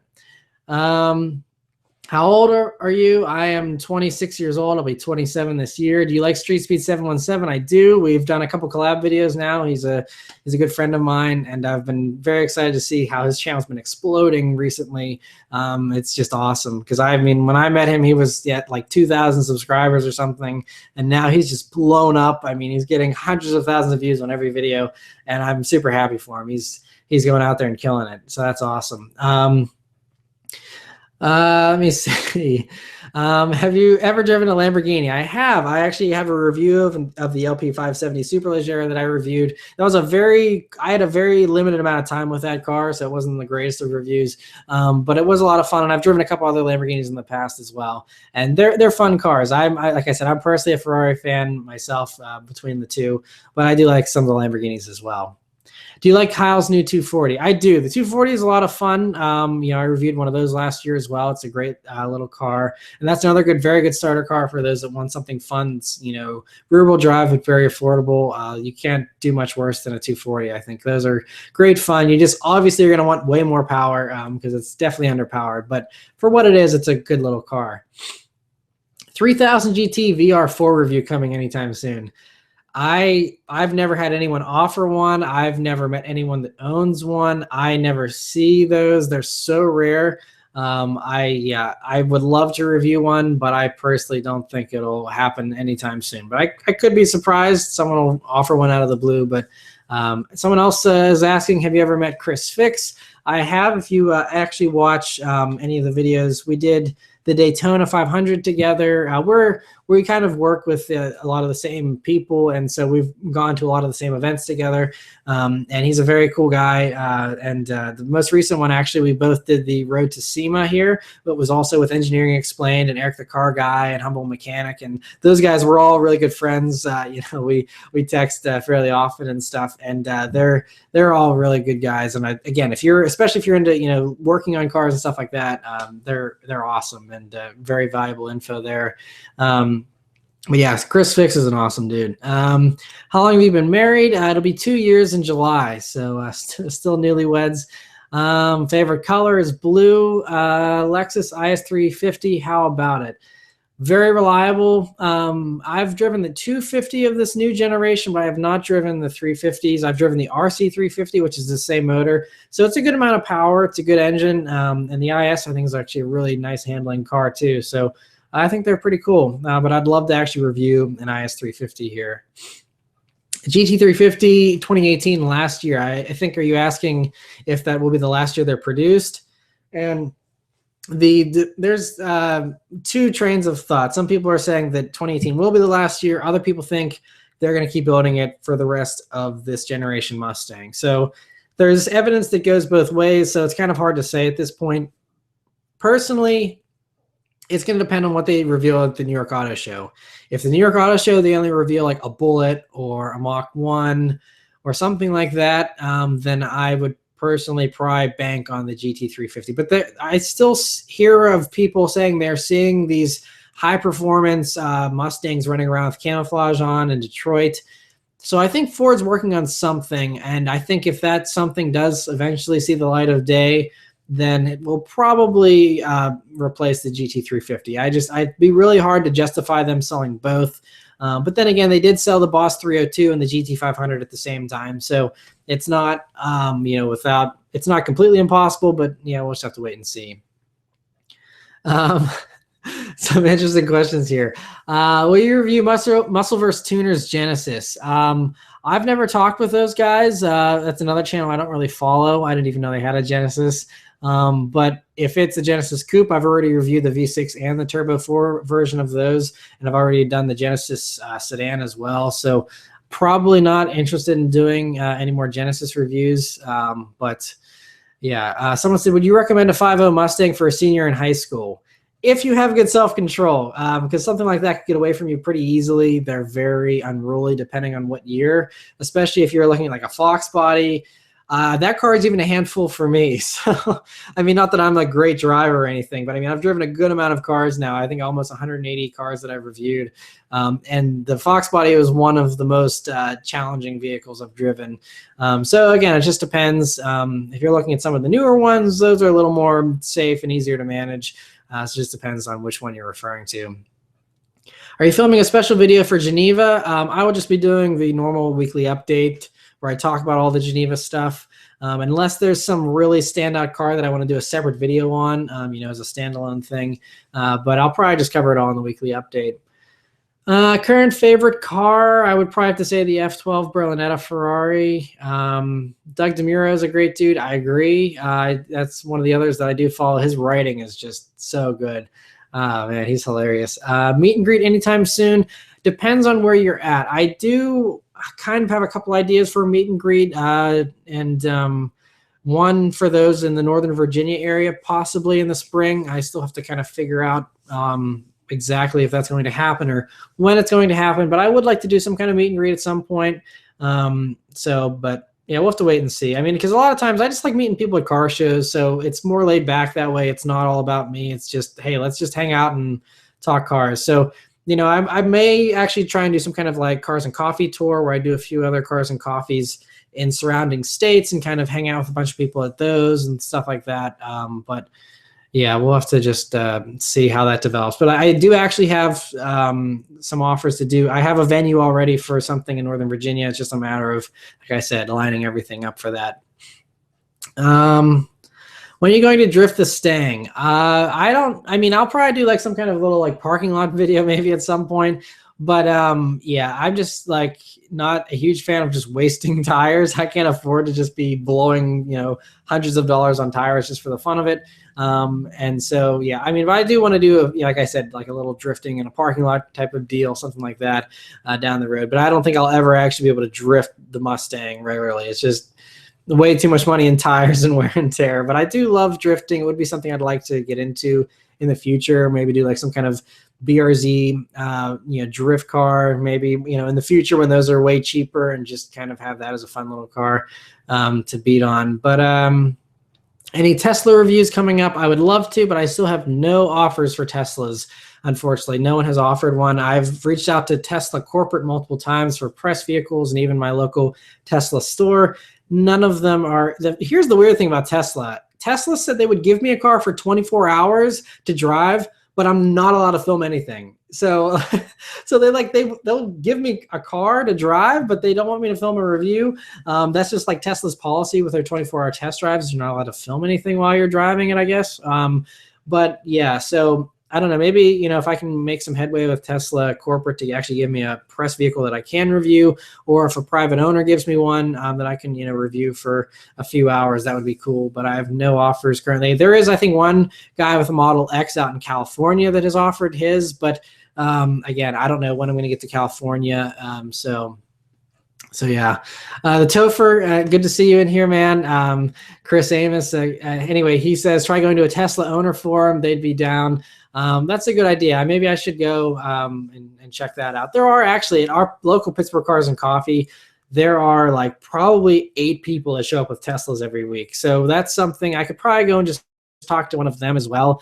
I don't know, whenever it comes to reviewing privately owned vehicles, I don't like requesting them. Like I always wait for someone to offer their car, because I always feel awkward. Like if someone walks up to me and says, hey, can I drive your Mustang? Like, well, I'd rather you not, but like, I don't want to be mean. It's kind of an awkward thing. So I don't go up to people and just be like, hey, let me drive your car. I just feel rude doing that. So it's kind of one of those things where I just wait for people to offer them. But I mean, not, it wouldn't be rude necessarily if I was like, hey, I'd love to review a Tesla, are you any guys interested?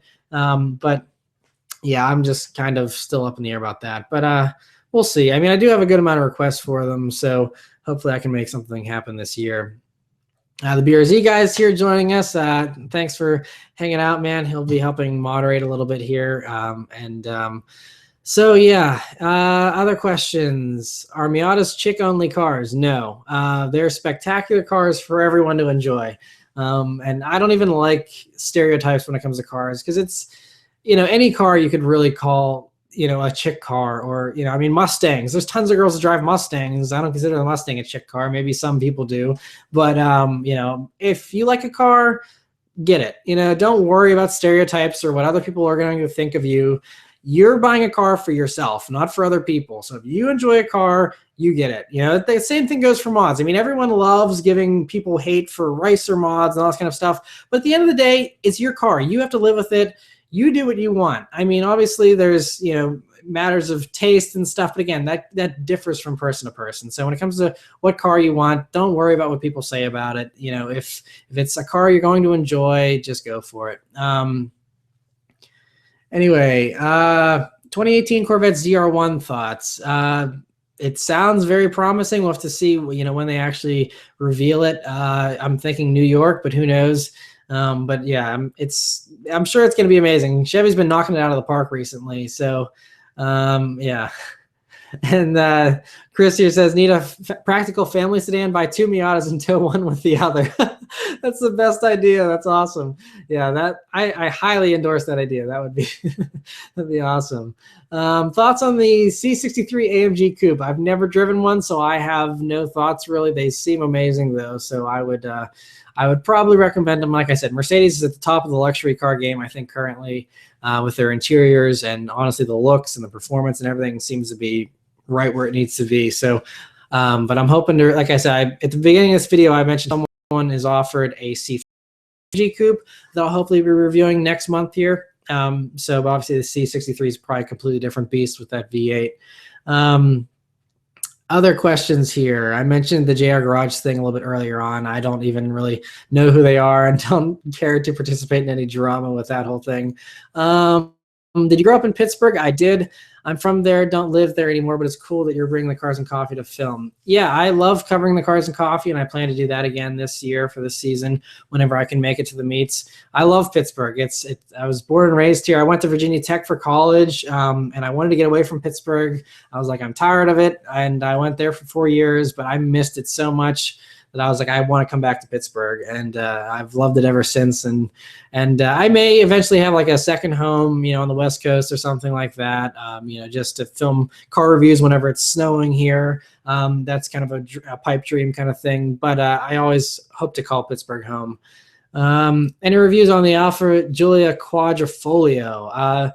I have no plans currently. That is a vehicle that I have requested from Fiat Chrysler as a press vehicle, and they said we will add you to the waiting list, which means I'll probably see it in a year from now, if that. I'm sure there's tons and tons of people, especially after the Super Bowl commercials. Every single person that has ever done a car review probably wants to review that vehicle. So I'm unfortunately not very high up on the totem pole. So, it'll trickle down to me eventually, or maybe someone that's an owner of one will offer one. Yeah, so not sure when I'll be able to review one, but hopefully it's sooner rather than later because they seem amazing. Chris says, got it, Ryan. Keep up the good work, Matt. You're a gentleman and a scholar. Thanks, Chris. You are as well. Thanks for stopping in briefly here. Other questions? Is the 350Z a great daily driver? I think so. I mean, some people have said that it's a little bit dicey in the rain, so if you're driving in rough weather, I would, maybe talk to some people that have driven them in the rain and stuff. I think as long as you have good tires, though, and stuff, it shouldn't be too bad. But I know they can be a little bit tricky with snap oversteer. I think it's still a fantastic vehicle. I loved the 350Z that I reviewed. It was a ton of fun. What do you think about the new Camaro ZL1 1LE? I'll be talking about that in the weekly update, but it's pretty impressive. Like I said, Chevy's just been knocking it out of the park. It's pretty awesome. Zach's asking, what do you think of the Pittsburgh Auto Show this year? It was pretty good. Again, when you go to Detroit and stuff like that, Pittsburgh's, not that impressive. But for a regional auto show, it's pretty good. And honestly, I mean, like I saw the 2018 Mustang for the first time at the Pittsburgh Auto Show because it was, Ford was weird with their reveal and didn't reveal it in Detroit until the public days. So I missed out on it, since I went for the press days. But it's awesome. But I will say, though, anyone that's in the Pittsburgh area, if you are really wanting to see all the awesome cars, take the road trip to Detroit during their public days because, I mean, it's a way bigger amount of space. There's way more cars. All the manufacturers bring all the good stuff, all the performance stuff, and it's only a 4-hour drive, so it's well worth the trip to go to Detroit and check out all the really cool stuff there. But Pittsburgh's not bad, for a good little afternoon hanging out and stuff. And he says the 2018 Mustang looks much better in person. I agree. It certainly does. Like I said, I'm still not in love with it, but it's getting better for sure. Other questions here. What did you major in college? I majored in financial planning. I got my degree in applied economic management is the technical term for it, but financial planning is what I was trained to do. And that's what I was planning on doing until I decided as I was graduating that the channel was starting to pick up momentum. And I was like, you know what? This was always my passion. I'm just going to go for it. If it doesn't work out, I can always fall back on financial planning. But yeah, I haven't looked back since. Other questions here. Can you name some of the best first cars for a car enthusiast? I've gotten this question a couple times already in this live stream, but the Civic Si is a great car. It all depends on your budget and your preferences. Like I said, anyone that's ever curious about, advice for what kind of car they should buy, definitely send me a message on the Facebook page. And that's where I talk with people. And I always just need more information. Do you need 4 doors? Do you need all-wheel drive? Do you like power? Do you like handling? All those types of things factor into a recommendation. A car that's a good first car for one person may not be a good first car for another. So I can't give blanket suggestions. Like I said, stuff like the Civic Si works pretty well just about everywhere and is a good car. But then other stuff, do you like Miatas and 240SXs, or do you want something that's more practical?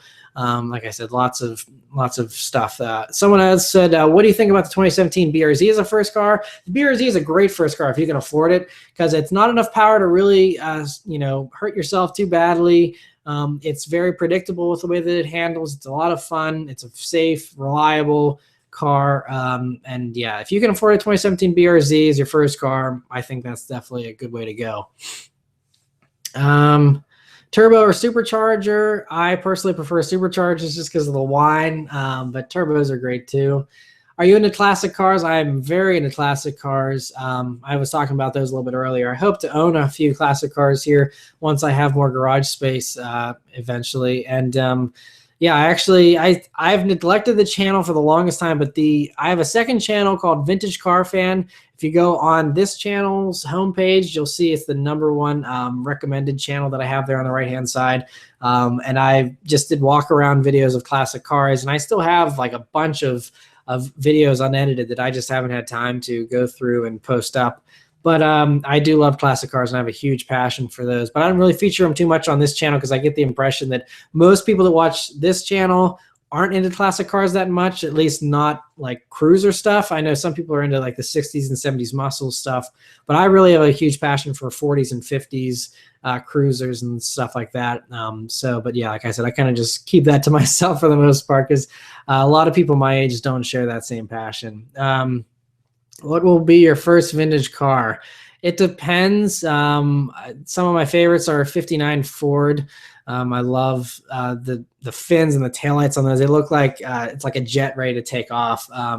And I love like the two-tone look, with the paint schemes you can get on those. But I also love cars from the 40s. I love like the late 40s Buicks with their fastback roofline. It just looks so sleek and gorgeous. And also I'd love to own some of the same cars my grandfather owned.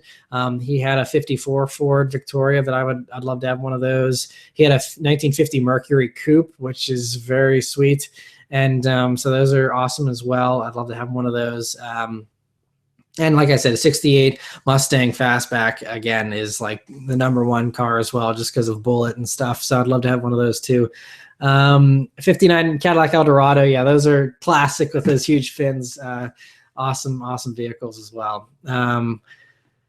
Someone else said review classics on the channel. Citroen DS. I actually have I know someone that has a DS. I don't know if I'll ever get to review it or not, but they're pretty sweet. I am hoping to do maybe some like late 60s, early 70s classic muscle cars. I have a connection with the local place that sells those. And I may review some of those and factor some of those into the channel here down the road. But yeah, someone's asking, do I ever plan on reviewing a Model S? I was just talking about Tesla a little bit ago. I'm hoping to, but no one has offered one. So hopefully one day I will review a Model S. Other questions. Review my grandfather's 2002 Mercedes CLK 55 AMG. Possibly, yeah, if he's up for it. Again, with car reviews, I always try and do stuff that I feel like there's a lot of interest for and a lot of requests for. And that's a car that no one has requested, unfortunately. So I want to try and do the stuff that I do have demand and interest in, and start with those first. Like, for example, I was mentioning earlier, I want to still go down. I have multiple people in Virginia waiting on me to review their cars. I have an E46 M3, E36 M3, which are two cars everyone's been requesting, and a few others as well down there that I think you guys would really enjoy. So I want to try and get that kind of stuff done first, and then do the stuff that's less requested. But I would certainly be interested in it. It's pretty cool and a pretty good value these days too. Stuff like that, those older AMGs. V Sport or GS 350. V Sport for sure. Handles a lot better, and I think it's just a lot more exciting looking. Golf R is a great vehicle. I love the one that I reviewed last year. Someone's asking to review a DeLorean. I reviewed a DeLorean, actually. It was about 2 years ago now, the DeLorean Time Machine that I reviewed, right around the anniversary of the Back to the Future 2015 thing, they did in October of 2015. So yeah, I've reviewed a Time Machine DeLorean, and not too many people know that because it doesn't have a whole lot of views, but that was one of the most exciting vehicles I reviewed, just because it was like a dream car for me to drive. It's just so cool, and all the looks we got when we were driving around that thing was so funny. That was just an unforgettable experience and a ton of fun. RS3 is coming in 2018. That is another very sweet vehicle. Yeah, a counterpoint to the Golf R. The RS3 is going to be a lot more expensive, but that thing sounds like a mini R8. It's just, those RS3s are spectacular. That's another car I would consider as a dad car if I could afford something that's 60 grand. Those are sweet. Which SUV would you get if you must have one?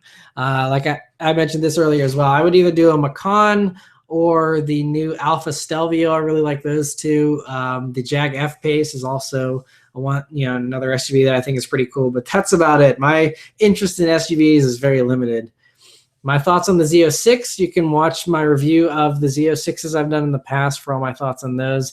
Any plan for Canada, Toronto? I actually have multiple people with cars they offered in Toronto. Just again, getting to Toronto to review them. The way I work with reviewing cars is I always focus on stuff that's local first, because that's the easiest and it's the quickest and the most cost effective. And then I, kind of spread out from there and go to the nearest places with the most interesting cars and kind of go from that point on. So, stuff like going to Northern Virginia is a little bit of a shorter drive than Toronto, although Toronto's not that far away from me here in Pittsburgh, but, it's definitely one of the places I want to get to eventually, for sure. Selling a car privately, a hassle. I've only sold a car privately once, and that was my Legacy GT Spec B. And that wasn't a hassle because the car was already paid off. If the car isn't paid off, then it's a hassle for sure. But in my case, it wasn't a hassle because I already had the title. So it was literally just a matter of showing up. He had his certified check. You got to make sure all that stuff's legit and stuff too. But it was a really nice guy. We both just went to the local, I can't remember where we went, like a DMV office or something like that, where there was a notary, and they do the deal there and sign over the paperwork. He gives me the check. I immediately cash the check, make sure everything's good, and it was very simple and easy actually. So but if you do have that, it's always more sketchy if you haven't had the car paid off yet, because then it's like you have to ask them to pay you, then you give them a bill of sale, but you can't give them the title until you get back from the bank and send it. And it's like you have to trust that they're going to send you that title, and there's a lot of more wild cards there whenever there is a lien on a car. So if you have the title and it's paid off, it's not a hassle whatsoever. So yeah, I would definitely recommend that because you'll get some more money that way as well. You just have to make sure you're street smart about it, and you're they don't try and scam you with a fake check or something like that, because there's certainly things that can go wrong. But I had a good experience in my selling experience. What are your thoughts on the Mark 6 Golf GTI? I would love to review one. That's one of the GTIs I still have not driven or reviewed, but I did do the Mark 6 of the GLI, and that was really good. So I'm assuming the GTI will be similar, but yeah, I think they're pretty cool cars though. Favorite wagon or hatchback? trying to think. I mean, either like, I mean, I still love the WRX hatchbacks. I'm trying to think though. Nothing really jumps to my mind. DSG or manual in a GTI. Well, the DSG is really, really good in those cars. So, I mean, that's, if you need an automatic, then that's fine. I still think manuals are the way to go. If you can, you know, handle it, then it's fun. But I mean, like I said, the DSGs aren't bad either. But the only problem is, especially those older ones, they're not quite as good, and they can have some more issues, I think, maintenance-wise than a normal manual. Someone said, "Have you ever been to Germany?" Autobahn. I mentioned that at the beginning of the live stream as well. Only time I've been to Germany was for a layover on a flight, and it was just interesting because I was just at the airport at like 9 a.m. and there was tons of people drinking beer everywhere, which is quite a different sight from what you see here in America. Thoughts on the Dodge Demon? I talked about that earlier on as well. I think it's going to be pretty awesome. I mean, how can you not like it, really? If you reach 1 million subs, what kind of supercar would you buy? Well, I mean, hitting 1 million subs doesn't automatically mean that you're going to be like a millionaire or anything like that. So, you know, I would probably do like, you know, what Saab Kyle does. He's got 1 million subscribers, but he doesn't have a supercar. He just has multiple really cool cars. And that would be my plan, is I would have, you know, a used F-Type. I would have, you know, a Mustang still. I would have a classic Mustang. I'd have a couple other classics, and, you know, just kind of build it out from there. I eventually would love to have, like I said, a Ferrari F12 Berlinetta one day, but they're just super expensive still. Is there a company you think makes good cars but isn't a well-known company? One car that's really underestimated is the Hyundai Genesis sedans. The new sedans, it is such a good car, and most people don't think it even like is a sporty vehicle, but they handle so well. I was so blown away whenever I reviewed my friend's Genesis. Actually, he has the 2015 5.0 sedan, and I mean, with the rear-wheel drive and the V8, that thing was a blast and just a ton of fun. So that's, I think, a really underestimated car, because, you know, everyone says, oh, it's a Hyundai and it drops in value super fast and that kind of stuff. But you get a ton of car for your money with those. So I think it's a really good deal. Hector pointed out Kyle drives an effing Viper. That's true. Kyle does have a Viper. I forgot about his Viper he bought last year. I mean, I still consider the Viper more of a sports car, like a high-end sports car, than a supercar. Supercars are, to me, like a mid-engine type thing, or something that's, you know, I guess more expensive, you know, all that kind of stuff. But the Viper is a sweet car. No disrespect to the Viper whatsoever. And that's one car that I still would love to review one day, is the Viper, because those are sweet. And I'm so sad they're discontinuing the Viper. Speaking of other cars that are underrated, the Viper. That is, I don't understand why the Viper didn't sell. I mean, I know they were kind of expensive, but I mean, it's just, I mean, I've ridden in the previous gen Viper ACR around VIR several years ago, and then I just did a Dodge event like a year and a half ago, and I rode in the new Viper ACR around a track. And I don't understand anyone who like has the money and goes to a track day. I don't know why you wouldn't want a Viper ACR. It is the most mind-blowingly performing car I've ever ridden in. I mean, and granted, when I rode in the Viper ACR back in 2015, I was riding with the chief engineer for the Viper, so he knew how to drive it. But man, those things are so mind-blowingly good. I don't understand why they never caught on. At least, you know, these new ones. It's really sad that they had to discontinue them. Worst car you've owned? The Mini.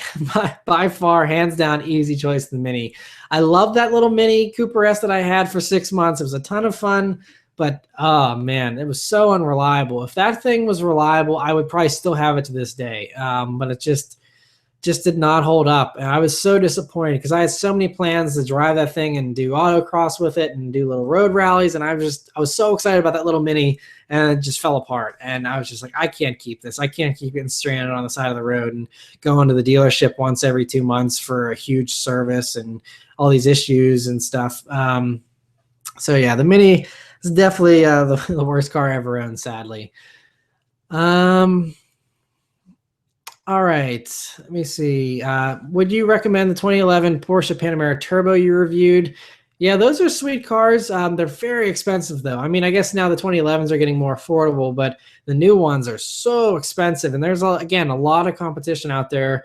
I don't know what 2011 Panamera turbos are going for these days, but I would probably rather have like a CTSV or something like that.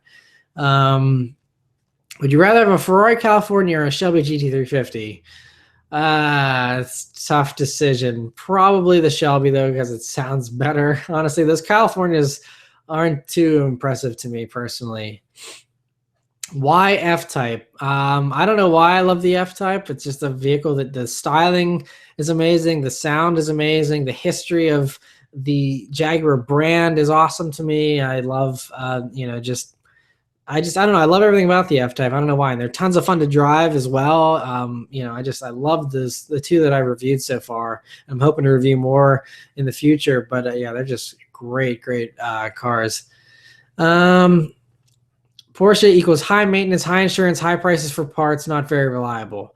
I agree with most of that, although they were the #1 most reliable brand according to JD Power and Associates for 2016. That report just came out like last week. And so Porsche, according to owners, is very, very reliable.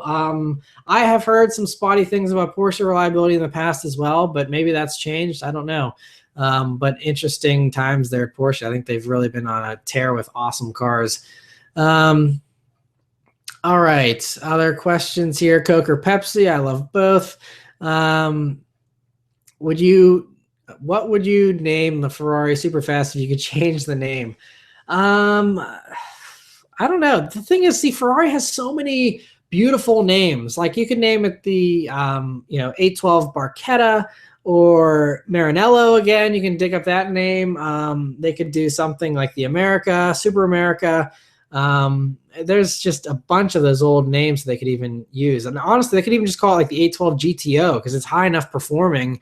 Something, but like someone mentioned the Super Veloce. Yeah, I mean, that means super fast in Italian. Like that's the thing is, I mean, no one makes fun of Lamborghini for their Super Veloce mottos, but that's the thing is it sounds nicer in Italian than it does in English. And it's kind of a silly difference, but that makes all the difference in the world. Someone's asking, do you reckon the 2018 Bullet Edition will have a Voodoo engine? Definitely not. Ford engineers promised that the Voodoo engine is only going to be in the GT350. They may do a 5.2-liter engine for some kind of future model, but it would not be a Voodoo. It would not have a flat plane crank. It would be cross plane crank, which obviously gives you the different engine characteristics, different sound. So yeah, no, the Voodoo engine's only for the GT350, and that's all it's ever going to be in, I think, which is kind of unfortunate because it's an amazing motor, but it makes sense, it helps to preserve the values of the GT350. How did you pay for your first car? Well, my first car was actually given to me by my parents, the 97 Subaru Impreza Outback Sport. That was a hand-me-down. My dad bought that car brand new in 1997, and so whenever I started driving it, he gave it to me in 2006. It was almost 10 years old at that point. It wasn't worth a whole lot, and I just drove that. I traded it in for my Legacy GT Spec B, and that was the first car that I bought. And I just financed that and, had a job and worked hard and was able to make the payments on it. So that was that. And fortunately, I did have my dad to co-sign because otherwise, being a 17-year-old, I wouldn't have probably been able to get a very good auto loan. So his co-signing definitely helped, but I paid for that whole car myself. Anyway, what was your first car crash? First car crash I was ever in. The only crash I was in where I was actually driving was the Mustang one last year. But the first crash I was actually in was when I was 5 years old. I was in my friend at the time, kind of like a little girlfriend thing. When I was 5 years old, me and her were being driven around by her parents or her mom, and we were just in traffic, and we got rear-ended by a Cadillac, and that was kind of scary as a 5-year-old. But that's the only. That was the first accident I was in, and then actually the '97 Subaru that I was given. I was in an accident in that whenever I was 10 or 11. We got hit by a guy who didn't have the right of way, and he just hit us and just like T-boned that little Subaru and spun us around 180 degrees. And it was a hit and run. He flipped it in reverse and just like took off. So we never even got his license plate because he didn't spin around until He was way far down the road, and he got away, and we never found out who it was. But yeah, so I've been in a couple car crashes, but do you use a Steadicam / 3-axis gimbal for your smooth shots? I don't. Honestly, I think those kind of things are overrated. I do have now, I don't know if I actually showed this off on the channel yet. I think I showed it on Instagram and stuff, but my wife actually for Christmas got me one of these DJI Osmos. This is the mobile one, so works with the phone, and you just put your phone in there and do that. And I used it at the Detroit Auto Show for a couple of videos, and I think it helped with those. And I think I may actually use this at Cars and Coffee because I'll have to wait and see how it goes. But it's kind of nice to have this extra stability whenever you're walking quickly, and when I'm doing those shots walking around Cars and Coffee, it might be helpful. But aside from this, as far as like other stabilizers for other cameras, I just use the built-in image stabilization. Like I have my Sony Handycam that I do a lot of my filming with still. That has excellent image stabilization. I don't need to have some enormous, huge, expensive thing to stabilize the shots. I'm a firm believer of having a steady hand and, using the built-in stabilization you have in your cameras, and it does okay. But yeah, like my DSLR has no stabilization whatsoever, and that it would be nice sometimes, but honestly, I just, keep it on a tripod, or I just have a steady hand, like I said, and I think it actually turns out okay. But ultimate question, DC or Marvel? Well, I have always been a Batman fan first and foremost, so I have to side with DC on that, but I do love Marvel as well. They're both spectacular. Captain America is one of my favorites. Iron Man, I've always loved the Iron Man movies ever since the first one. So I love both. I don't think you have to choose sides. They're both great. Tim says, I talked to Cam from Tom Henry Chevy about getting an exhaust for my 2017 Camaro SS from the video you did. How does that exhaust sound in person? It sounds awesome. Not that the 2017 Camaro SS needs a lot of help, especially if you have the active exhaust. But if you're looking for something louder, it's really, really sweet. I think the biggest difference with the Tom Henry exhaust and any of the exhausts that I've heard for the 2017 Camaro, because I've heard the Stainless Works one, I think, as well. But they sound awesome when you're doing flybys. Like if you're on the road and one of those shoots past you, it just roars and it sounds awesome. So definitely a worthwhile upgrade. Someone said, what's your favorite car YouTuber? I'm not sure if I have an absolute favorite. There's a lot that I really like. All my favorite YouTubers I have in my featured channels list on my homepage of the channel there. I have them all listed out there, and those are all guys I recommend following. They're all great. Favorite movie of 2017 so far? I haven't really seen too many movies this year so far. I saw La La Land, which no hate, but it was amazing. I loved La La Land. I was happy to see it win a bunch of Oscars last night. I also really like Hacksaw Ridge. I just saw that this past weekend actually on demand, and it was really, really good movie. Again, I love World War II stuff and all that kind of stuff, so that was really interesting as well. But what other movies have I seen recently? I don't get to movies a ton anymore, but yeah, I'd say those are definitely my top two. I haven't seen Moonlight. Obviously it won the Best Picture award last night, but I have not seen it yet. Other questions here. What do you think of the Mazda Speed 3s? Have you reviewed one? Do you want to? I reviewed one a while back. You can just search on the channel. Otherwise, now that was the 2011 one, I think, or 2012.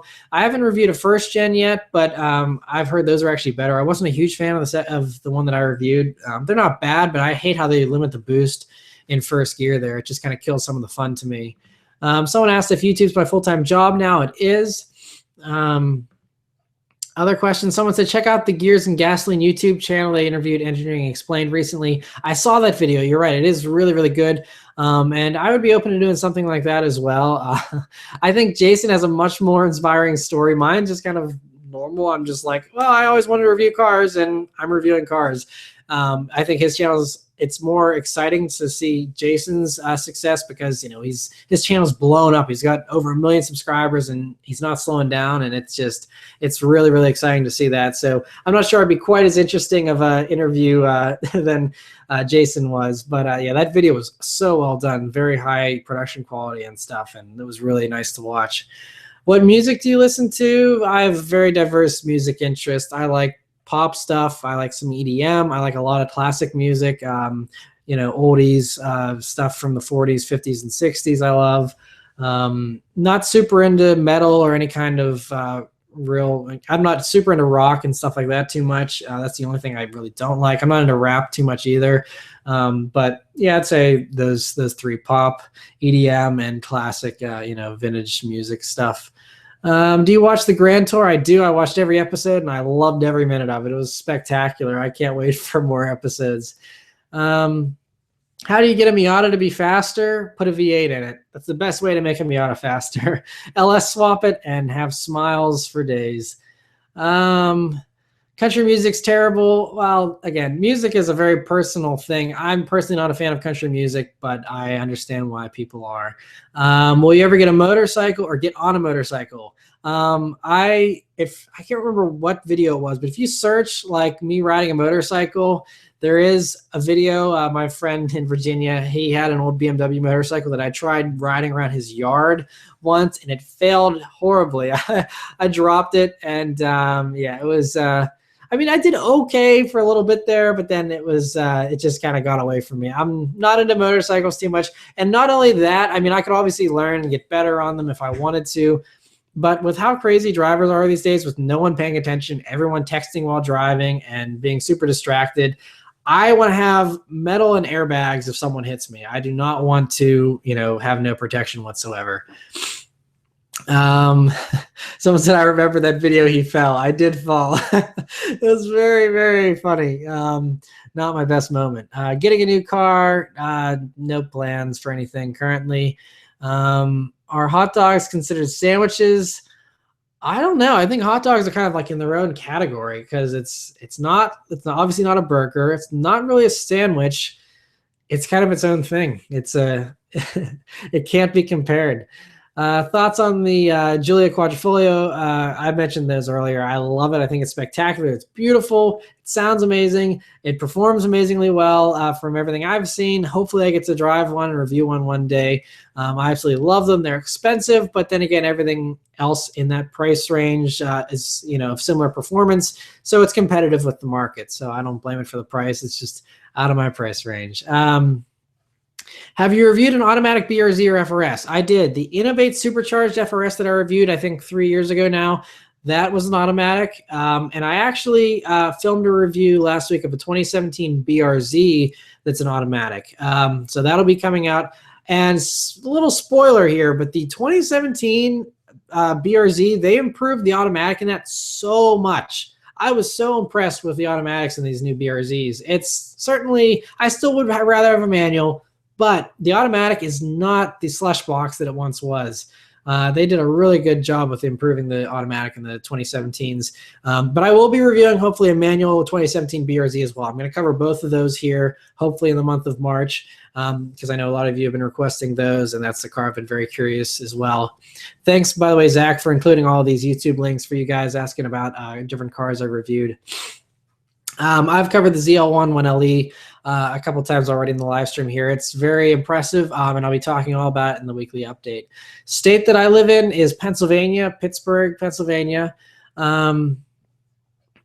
Street Speed 717 said you were at the Daytona 500. How was that? I was not at the Daytona 500 this year. I was there last year, but this year I haven't gone. I didn't get invited to the 1LE launch. Unfortunately, I wish I did, but I wasn't at Daytona. But last year I went. It was very fun. It's a great time. That was my first time at the Daytona 500, and it's just crazy with how loud the cars are and stuff. It was very cool. Getting the Mustang wrapped, no plans for any kind of wrap. I mentioned earlier about the quarter window louvers there. They're sitting in the box that I'm hoping to install here in the spring. But otherwise, yeah, not going to do a wrap on the Mustang. I like flying under the radar. And again, everyone has different tastes, but I personally couldn't be in something that's an attention magnet. I like, not having everyone ask me a million questions every time I stop and stuff. I like flying under the radar. So I like my dark green Mustang. It's very subdued, and that fits my personality. I'm an introvert. I know on the channel here I'm very talkative and outgoing, it seems, but actually I'm a very introverted person. I don't like, talking to people I don't know very often and stuff like that. I'm just very just closed off, I guess, in some ways. Not in a bad way, but yeah, just a very introverted person. So a bright wrap on a car just does not fit my personality at all.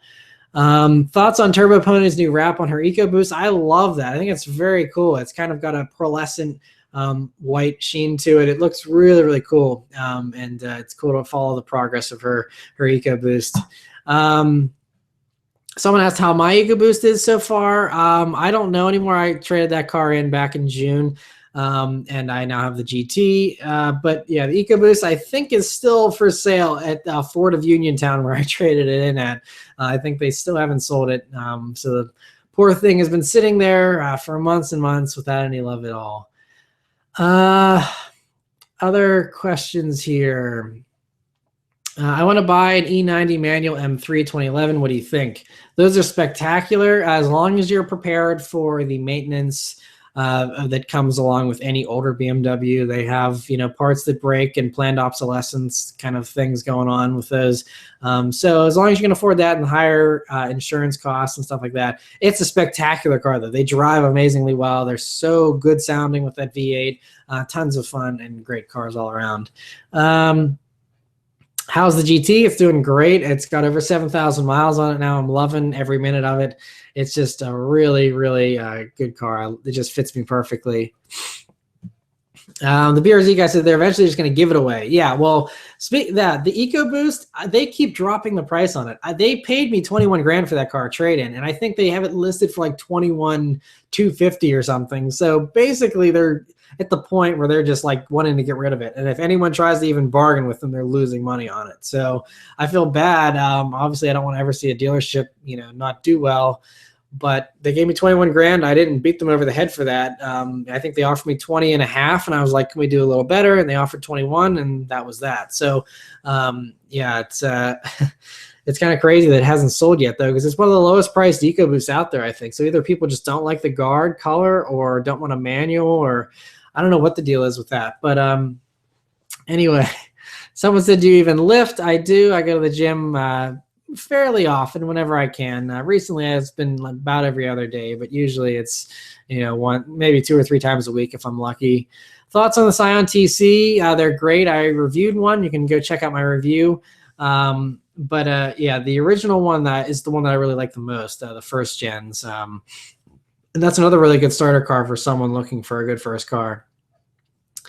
Other questions here.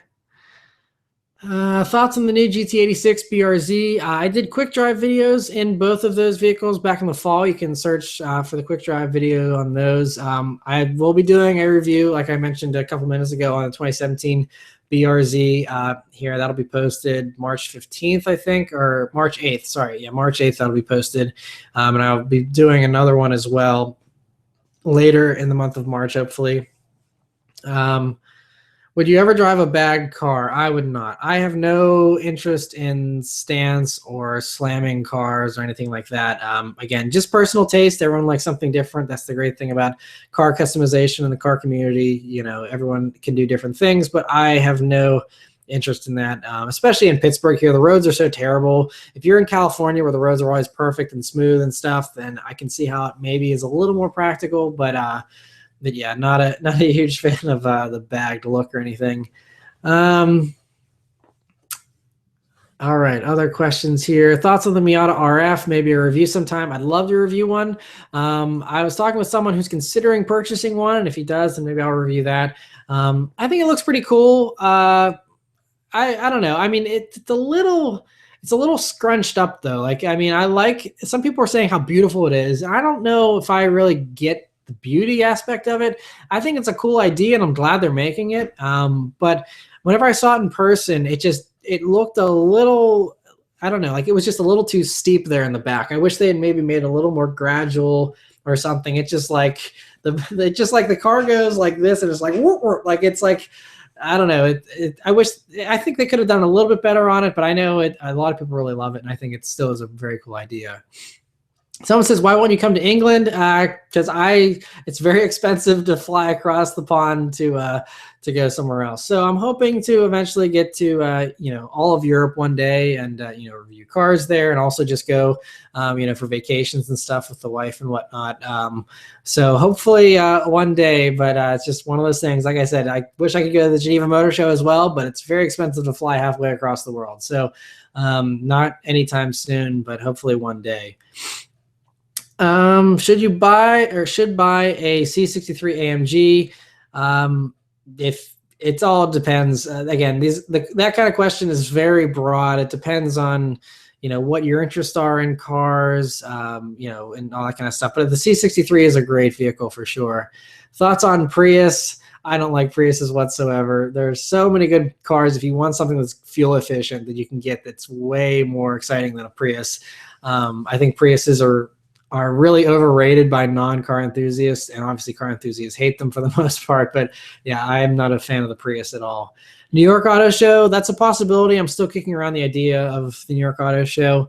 The thing that's unfortunate though about these auto shows these days is, like, for example, even at Detroit, like everything that they showed at Detroit was revealed online like a day or two earlier.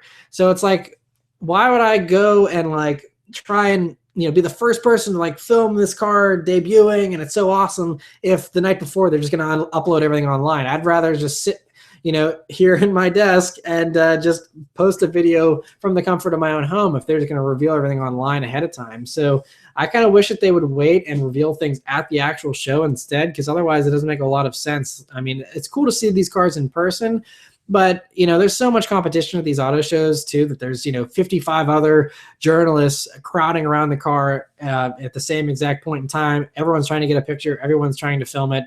And it's kind of futile, because it's like at that point there's another 150 videos of the car already online, so you're not beating anyone to the punch or anything like that. So and that's why even like the Detroit videos, some of them are very popular that I posted this past year. Others aren't popular at all. So it's just one of those things that from a cost standpoint, it doesn't always make sense. But it's always fun going to the shows though. So I might go to New York for the public days or something like that, just for a little quick trip or something like that. Thoughts on the E46 generation BMW? I think they're great. They're awesome cars. I'm hoping to still review an E46 M3 here this spring. What's your favorite supercar? F12 Berlinetta Ferrari. Come to the auto show, then review my 585 wheel horsepower Speed 3. That sounds like a handful. Man, that's a lot of power to put into the front wheels. That's got to be fun. Yeah, anyone that ever wants to offer a car, you can just send me an email to Subaruwrxfan@gmail.com. That's where I arrange those kind of things. You can also just send me a message on Facebook as well, and we could try and set something up there. Other questions: thinking my next car should be Pontiac G8 GT, maybe GXP. Thoughts? Those are awesome. They're a great bargain as well, considering it's basically just an older Chevrolet SS, which I reviewed, and those are spectacular. So yeah, the G8's I think a good buy for sure. Other questions: Lamborghini or Ferrari? I prefer Ferrari myself, but they're both great. Someone said do a backflip. Wish I could. Should I get an NA Miata or something else? Depends on, again, your personal taste and what you need a car to do. There's lots of good options, but every car suits people differently. So once again, anyone that has questions about what kind of car they should buy should definitely send me a message on the Facebook page, and there I'll be able to kind of figure out, do you need rear wheel drive, do you need all wheel drive, or if you're in a snowy place, you need 4 doors, all that kind of stuff. And all those kind of things influence my recommendations, because it's different for everyone. R34 or Supra? R34 probably, but the Supra is also great. If I was like stupid rich and I had like tons of money to burn, I would definitely do clones of like most of the Fast and Furious cars to own. I would love to have an R34 Skyline that looks like the one in Too Fast, Too Furious. I would love to have a bright orange Supra like the one in the original Fast and Furious and do the same graphics and huge spoiler. That would be amazing. But again, that's like a one day goal kind of thing, if I ever win the lottery or something, maybe. How do you like the new Q60? I really liked it for the most part, aside from the transmission. I did a quick drive of that back in the fall. They're beautiful cars, though, but definitely it's a tough segment. Favorite car YouTuber? I mentioned this earlier. I don't have a number one favorite, but all my favorite channels, really, or all the channels I recommend, are in the right-hand column of my channel homepage there under my featured channels. Someone said, "Where's your wife at?" She's working currently. She is a nanny, and so she works. Other questions here. I'm excited for the new Zs. Yeah, I'm really curious to see what they do with the new Nissan Z, whatever they call it. Whether it's the 400Z or I don't know what they're gonna call it, but that'll be pretty exciting whenever it comes out. Hopefully, they don't keep us waiting too long. Someone said, "Finally got a '94 Viper. It's dying to be reviewed." That sounds pretty sweet. If you want to send me an email once again, and we could try and set something up if you're relatively local, that'd be a very exciting vehicle to review. Other questions? Are you a fan of the lowlife? I am not, but no hate towards anyone who is. Big Turbo EcoBoost review. Yeah, I mean, again, I mentioned this earlier on in the live stream here. I prefer doing different cars so that I have, so that if someone has a question about how a car drives, I'd rather review new cars than cars that are modified versions of cars I've already reviewed. Just, like I said, I would love to still do E46s, E36s, Supras, new cars that, I haven't reviewed yet. I've already reviewed an EcoBoost. So, as far as modified cars, I kind of leave that to other car YouTubers to review modified stuff that's really heavily modified, because I'm more about consumer advice on this channel, and buying a car off of a lot and what that's like, more so than showcasing people's builds and showing cars' potential. I think there's other YouTubers that are better with that are more passionate about modified cars than I am, and would probably be better to do those reviews. Zach says, "Surprised Daisy hasn't come and visited yet." Yeah, I don't know. She sometimes just like hangs out in the hallway instead, because that's where her little bed is at. But anyone who doesn't know, Daisy is me and my wife's cat. She's a Maine Coon, and I think I'm trying to remember my wife actually has an Instagram account for our cat. I think it's Crazy Miss Daisy Kitten. If you're curious to see what our cat looks like, but if she comes in here, I'll certainly give her a little screen time. All right, other questions. Which one is better right now, Acuras or Hondas? Probably, I mean, it depends on the model, right? I mean, you can't just group one brand together. But I think Honda's doing some more interesting stuff than Acura, aside from the NSX, which is technically a Honda anyway. But anyway, other questions here. More people asking about the ZL1 1LE. I guess people are coming and going in this live stream really quickly, because I've talked about that a few times already, and I'll be talking about that a lot more in the weekly update, all my thoughts on the 1LE. But it's awesome. I mean, how can you not like the 1LE? It's a very awesome car. Other questions. Are you having issues with the fifth gear in your Mustang? I'm not. The Mustang gearbox has been great. I know a lot of people have issues with the MT82s, but I have not had any issues, and it's been holding up really great. I love it. Someone asked plans on expanding the channel. I mentioned this earlier on as well, but the only plans I have for the channel are rebranding. I'm going to be changing from the Subaruwrxfan name eventually. Probably this, I'm shooting for late April, early May is when I'm planning on doing the rebrand. And again, the name just doesn't make any sense anymore, and so I'm going to do something with my actual name. And so that's something I'm planning on doing here relatively soon. And I think it'll really help the channel, because I think there's a lot of car companies that still won't give me press cars because of my name and stuff like that. So I think that getting rid of the Subaru connection, since I don't drive a Subaru, it doesn't make any sense anymore. I think that just makes sense to change the name. Update on shirts in the online store, Zach's asking. I mentioned that earlier on, but for those that are joining us later on here, I am planning, once I do the rebrand, because I don't want to like make shirts and stuff and then change my name, because that would kind of, I feel like people would feel like they were ripped off if that happened. So I want to change the channel name first, and then once I do that, maybe a month or so after, then I want to reveal all the merch and stuff. I do have shirt designs basically ready to go and stuff. It's just I've been waiting on the store that I'm having built, and there's been some delays and holdups. I've been wanting to get this out for over a year, and I apologize that for everyone that's been waiting on merchandise. It's out of my control, unfortunately, but I'm hoping that by late spring, early summer, I'll be able to offer some stuff. And if I keep getting held up, then I'm going to do something else on my own instead, and forego the plans that I currently have with my merchandise agreement that I have currently. And I want to get stuff out here by the summer for sure. So count on it by then for sure.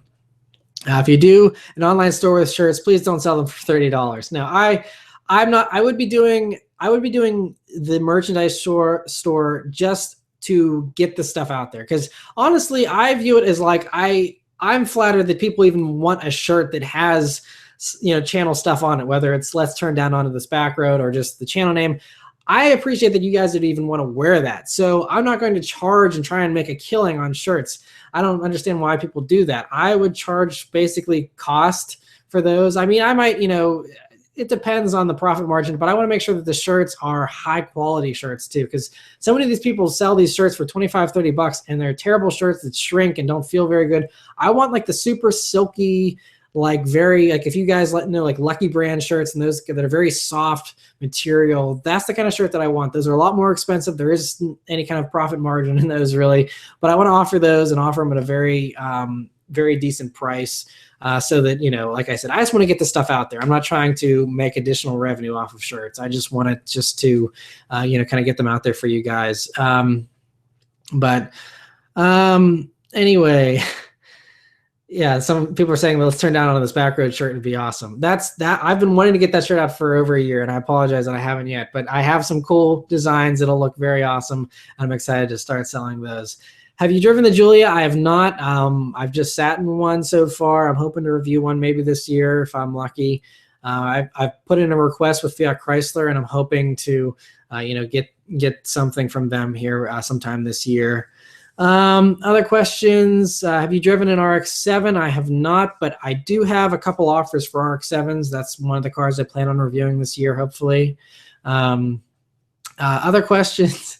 Jean jackets, Alcantara shirts. You guys have got all kinds of good ideas. That's funny. Yeah, that. Yeah, I want to see about possibly doing some hoodies and stuff too, though. In all seriousness, aside from just shirts and, you know, things like that, but probably gonna stick with the basics. Other questions? If you turn your neck 180 degrees, you will see darkness. I don't know. Maybe that wasn't 180 degrees. I can't turn it enough. I would rather not. Taking any trips down to Mexico recently? No, I'm not one of those people that takes trips to Mexico to do street races. Yeah, I kind of used to do that stuff when I was younger, but I don't really do any kind of street racing anymore. How do companies end up loaning you vehicles to test? This is a question I get a lot, and that just comes down to making the right connections and having a large enough audience that they feel that it's worthwhile. So it was just, a lot of it was just making connections with other journalists here in Pittsburgh who were getting press cars, and kind of getting some introductions from them. But then it also was, a lot of them, they gave me introductions, but it didn't result in press cars because either, like I said, the channel name, people see Subaru and get all confused or nervous. And so car companies, you know, a lot of them didn't want to give me cars for that reason. But, you know, as long as you have a neutral channel name and you have high quality, regular content that's, you know, getting good exposure and getting a lot of views, then, you know, I feel like they would be inclined to, you know, give press cars to that person.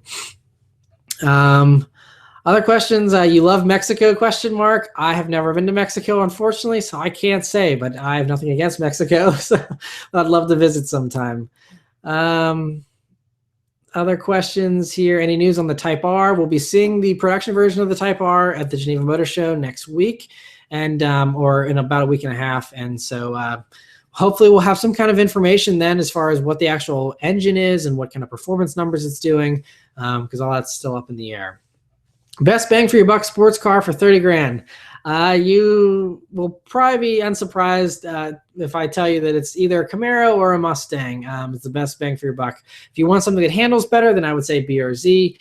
But the Mustang is still, that and the Camaro, the best values, and especially the Camaro, since the Camaros aren't selling. There's some places selling them for like 7 or 8 grand off of sticker price. So you could actually get a Camaro SS, which like keeps up with a BMW M4 practically, and you can get it for like less than 30,000 bucks or close to 30,000. So it's like crazy, the value that those have. And I think that's still one of the best things you can get. If you're looking for the best bang for your buck, it's hard to beat the American muscle stuff because it's far from muscle anymore. Any plans for more than 2 videos a week? That just kind of depends on the season and stuff like that. I mean, we're in the middle of winter here, so there's just not a lot of car shows.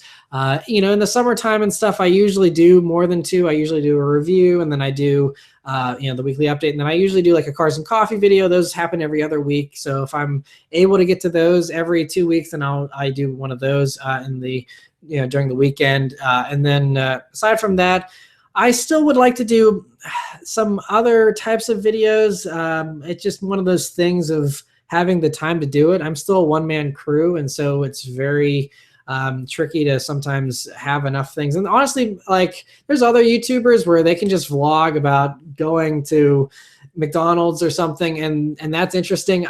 I really have a pretty boring life, so doing something like vlogs doesn't really make a lot of sense, because aside from filming car reviews, all I do is I sit here and I edit car reviews and I answer comments and film the weekly update right here and edit that. And then otherwise it's just, doing typical, running errands with the wife, making dinner, all that kind of stuff. It's really not that interesting. So aside from, like I said, doing some car show videos here in the summer and stuff, I don't really know of other things to do aside from, the occasional trip video, stuff like that. But if anyone has any ideas for videos they would like to see on the channel, I'm always open to ideas. And I would love to hear some feedback from you guys about what you want to see, because I think I obviously don't want to make videos that you guys aren't interested in. So if there's stuff that you guys want to see, let me know. And it'd be great to hear some thoughts from you guys as far as other things, to add to the channel. What do you think about the new Fiesta ST? It's okay. I'll be talking about that a little bit more in the weekly update now that we have some info on it. But I can't believe they went with a 1.5 with that little 3-cylinder engine. Like, I don't know. I mean, I get that everyone's downsizing these days, but that's like a little too far. I don't know. I mean, for an enthusiast car, I mean, who knows? Maybe it'll, be amazing. But my concern with that thing is, okay, it's got 200 horsepower from a 3-cylinder engine, a tiny little 1.5 liter. Like, that thing must be running so much boost to do 200 horsepower. Like, that is not going to last. Like, if that thing lasts 100,000 miles, I will be thoroughly shocked. Like, I don't know how that's, I don't know. I mean, I don't know. I mean, Ford, they really are on a kick with their EcoBoost stuff, and they really love that. But I don't know. I mean, I personally, if I were to buy a Fiesta, I would go with the previous gen, the current gen that's on sale right now, because I think it's a lot more reliable. Not that engine's huge in the current Fiesta, but I think it's just a little bit less strain on the engine with the current one. Do you see yourself going to the gym in the future? Yeah, I go to the gym. I mentioned that a couple of minutes ago. I go to the gym 2 or 3 times a week when I can, and I enjoy that. Are you Batman? Please respond. I ask you this every live stream. I do remember this question. I'm not Batman still. I wish that I was. I apologize. Other questions, Nike or Reebok? I actually am a Puma fan when it comes to shoes. Would you recommend Honda S2000 for a first car? Yeah, they're great. The only thing about the S2000s are they can be a little tricky at the limit with snap oversteer and stuff, especially with the way VTEC comes on. But I think it'd be a really great first car. They're tons of fun, and it's not like it's so amazingly powerful that you get into too much trouble with it. I think it's a really good first car. Best first car under 8 grand. Honestly, I would still have to say like a 2006 Honda Civic Si. It's very manageable, easy to drive, very easy to learn manual on with a light clutch and easy shifter. and still fun, plenty of power for a first car, cheap on insurance and maintenance and parts. I feel like the Civic Si is just unbeatable as far as a first car. Someone said, do not go to Planet Fitness. I have no plans to go to Planet Fitness. I have a local gym that I work out at instead. Why do all car reviews sound the same? I'm not sure what you mean about that. If you mean like I say the same things as far as like, the intro and all that kind of stuff, that's just to keep consistency with the reviews. But I feel like I switch it up a decent amount. If you have the money, which would you buy, the 2017 Ford GT or the competition like Ferrari? I personally would probably rather have a Ferrari. Mostly because the Ford GT's engine. I mean, it's going to be cool with the EcoBoost V6, but again, going back to that whole Ford EcoBoost thing, I'm not in love with turbocharging all the things. I don't know. I would, especially if you guys saw the fuel economy that they got for the 2017 Ford GT, the EPA ratings for that car are like awful. I think they said they're actually the same or slightly worse than the old 2006 Ford GT with the supercharged V8. So they're not doing themselves any favors with this new motor. So, and I don't think it's going to sound as good. I would much rather have a Ferrari, like I said, like the F12 Berlinetta, my dream car, or even like a Lamborghini Aventador V12, I think sounds better than a Ford GT. So, I mean, the Ford GT looks amazing and it's going to perform amazingly well, I'm sure. But if for my money, I would much rather have a Ferrari. But that's just me. Did you like the Golf R? I loved it. If you watch my car review on it that I filmed last year, then you will hear all my thoughts there on the Golf R. What about the Raptor? I love the new Raptor, but again, EcoBoost V6. Why? I mean, it's a truck for P6. I mean, especially truck buyers. I mean, there's a lot of truck buyers I know that like the EcoBoost now and stuff, but for the Raptor, like, dude, put a V8 in it and just go for it. I don't know. It just, again, I don't know. If I were to, if someone were to get a Raptor, I would recommend that they swap a V8 in it. I mean, I love the styling of the new one, but not in love with that engine just yet. Cadillac CTS for a first car, depends which generation. The first gen is actually a pretty good bargain, but they do have a lot of fit and finish issues. They just fall apart, and they have a good amount of issues with them. But they're still cool cars and a pretty good value for what you get, and they actually drive pretty well as well. WRX with a CVT or GTI with DSG?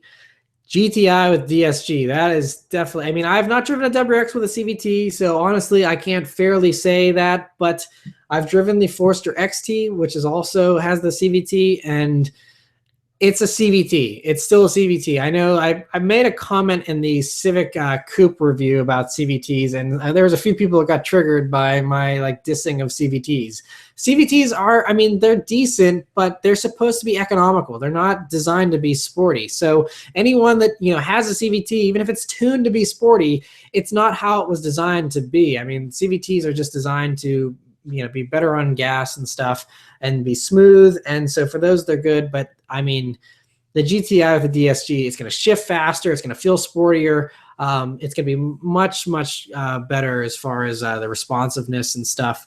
And so I would definitely, if you could not do a manual, then I would suggest the GTI. I think the GTIs are great with that DSG. The fastest you've ever driven.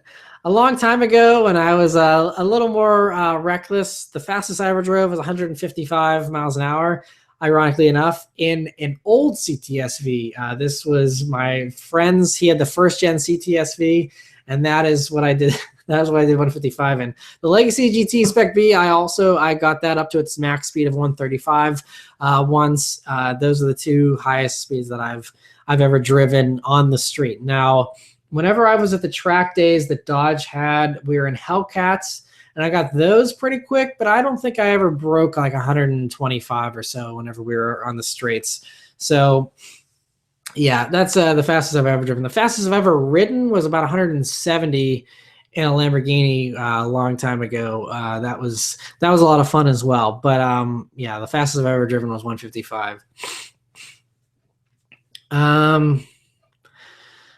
Keep getting the question, best first car for an enthusiast. I guess people keep missing. I've answered that a few times, but the Civic Si is always my go-to recommendation. What cars do you think you'll be reviewing next? Well, since you guys are all awesome and hanging out on the live stream here, I can give you a little bit of a preview that I'll be doing the SS Camaro 1LE that will be posted this week. I filmed a review already on the 2017 BRZ with the automatic. That'll be the following week. And the week after that is the 2010 Infiniti G37S Coupe. So those are the three that I have filmed. I currently have some other car reviews scheduled that I'm planning on reviewing here. And those will be obviously in the future. Like I mentioned, a C43 AMG Mercedes Coupe is one of the other ones I'm hoping to review here in March, and a few others after that. Other questions? How was that G37 you reviewed? It was pretty good. Obviously, you can just have to wait for the video, but it was a good car. It was a lot of fun. The automatic kind of dulled the experience a little bit. I would still love to review a manual one, but it was still a very good car, and that's another great car if you want something that's more comfortable, but yet sporty. It's a really good choice. Thoughts on 2018 Camaro versus 2018 Mustang? It's impossible to really say because no one has driven both of those cars yet. But, I mean, depending on what the numbers are for the 2018 Mustang and stuff, it could be a little bit more of a better competitor against the Camaro. But I still think the Camaro is, by far, hands down, the better driving car of the two so far. But who knows? Maybe a GT with Magna Ride will be a lot better. What do you think about the Kia Stinger not being offered in a manual transmission? It's sad, but it's just the way things are these days. No one buys manuals, sadly, aside from the few of us that love them, and so it's just the way things are. I talked to actually one of the guys that unveiled the Kia Stinger in Detroit, and he's like, we would love to do it, but they did the studies, and it's like 5% of people buy the manual. Like, no one orders a manual anymore. I'm honestly amazed that anyone offers a manual in something with 4 doors anymore, because it's just like everyone wants an automatic these days. So I know traffic's been getting worse. They've been saying on the news how traffic is at record levels and stuff. So I guess that's part of it. But it's just, yeah, it's kind of sad because I think you lose a little bit with every automatic, no matter what. But would you get a CTSV if you had the money? If I wanted something crazy in 4 doors and I had the money, sure, I would love to have a CTSV one day. But like I said, it's kind of it's kind of in a tricky position because I would have a Alpha Giulia Quadrifoglio for a good amount less. But then if that wasn't enough power for whatever reason, then yeah, I would probably go for a CTSV over that. Someone said, how old am I? I am 26. I'll be 27 this July. With manufacturers making gearboxes with more ratios, do you think the CVT is the tranny of the future? Referring to Engineering Explained's video. It remains to be seen. I don't know, because I always look at kind of what the Germans are doing. Not that they're always like the front runners for everything, but you look at what Porsche's doing, and you look at what Audi and Volkswagen and what those guys are doing. None of them are going for the CVTs. They're all going for dual clutch still. And, I mean, maybe that's just because they want to be a little bit sportier. But I don't know. I'm not, like I said, I'm not sold on CVTs. Maybe in the future, honestly, in the future, if we're really talking the future of transmissions, there won't be any transmissions. We'll have Teslas. We're all going to be driving around in electric cars in 30 years, and they'll just, you don't need a transmission. So I honestly think at this point it doesn't even matter, because I think it's just an idea of the internal combustion engine having a certain, I guess, end date where I feel like, it might not be, more than another 40 or 50 years for the gasoline engine. So, I don't really think at that point transmissions are going to matter. It's just going to be a novelty to even have a gasoline powered anything. If you were to buy a pickup truck, what would you personally get? That's a pretty tough question because I'm not really into trucks, but I would say if I had to have a truck, I'd probably get the current gen Raptor, not the V6 one, but the older V8 ones. I would probably do one of those. They're pretty sweet. I'm trying to think of any other trucks that I would like, but I probably would just say, yeah, the older Raptors. 240SX, S13, or G35 Coupe, please help me out. My first car. I know a good bit about imports. Need your input. It depends on what you're going for. I mean, if you can afford the G35, I would certainly take that over a 240SX just because it's way more comfortable, way more powerful. It requires less work to get it in an enjoyable form, or like a more enjoyable form.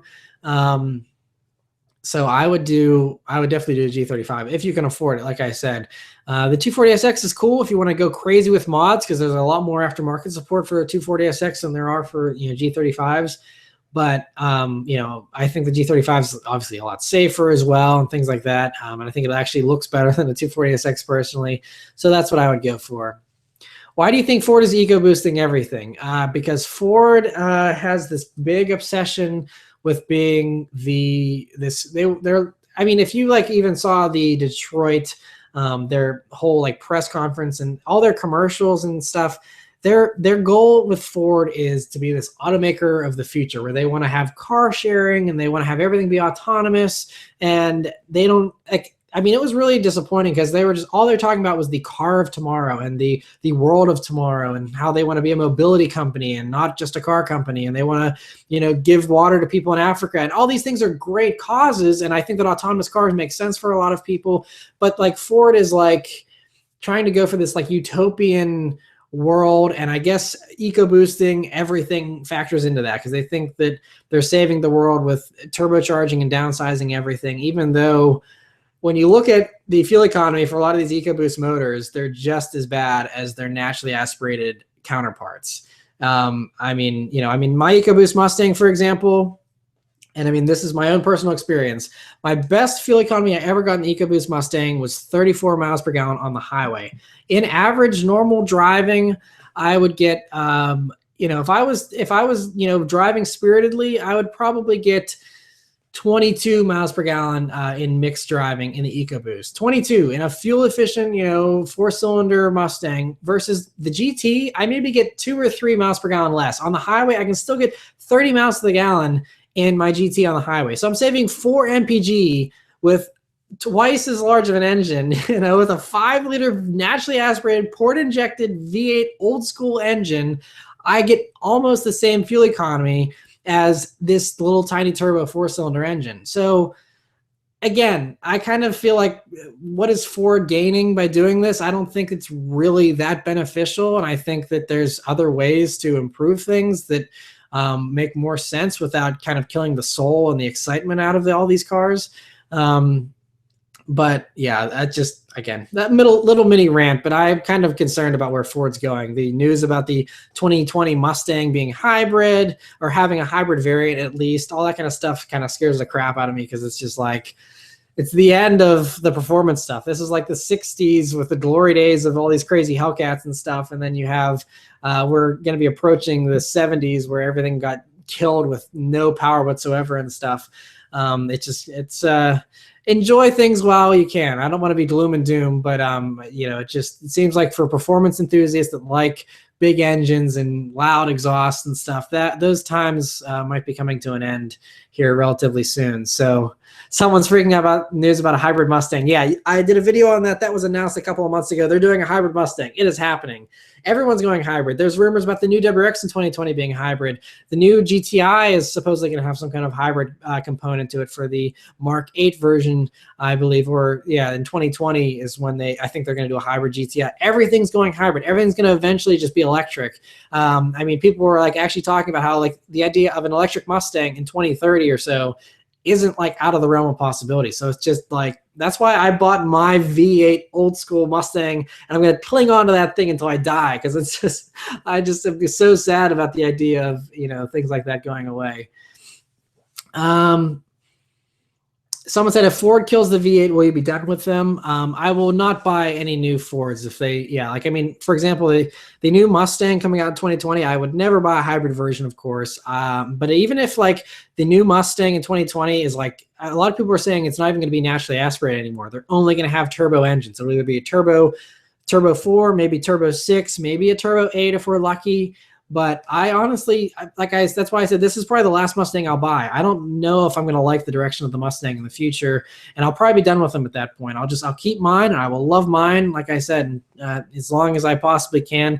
But then I'm gonna move on to other cars. You know, I'm gonna hopefully have an F-Type, and you know, if I'm gonna go with futuristic stuff, I'm not gonna buy a retro car. I'm gonna buy something that's cutting edge and futuristic. So, all right, other questions.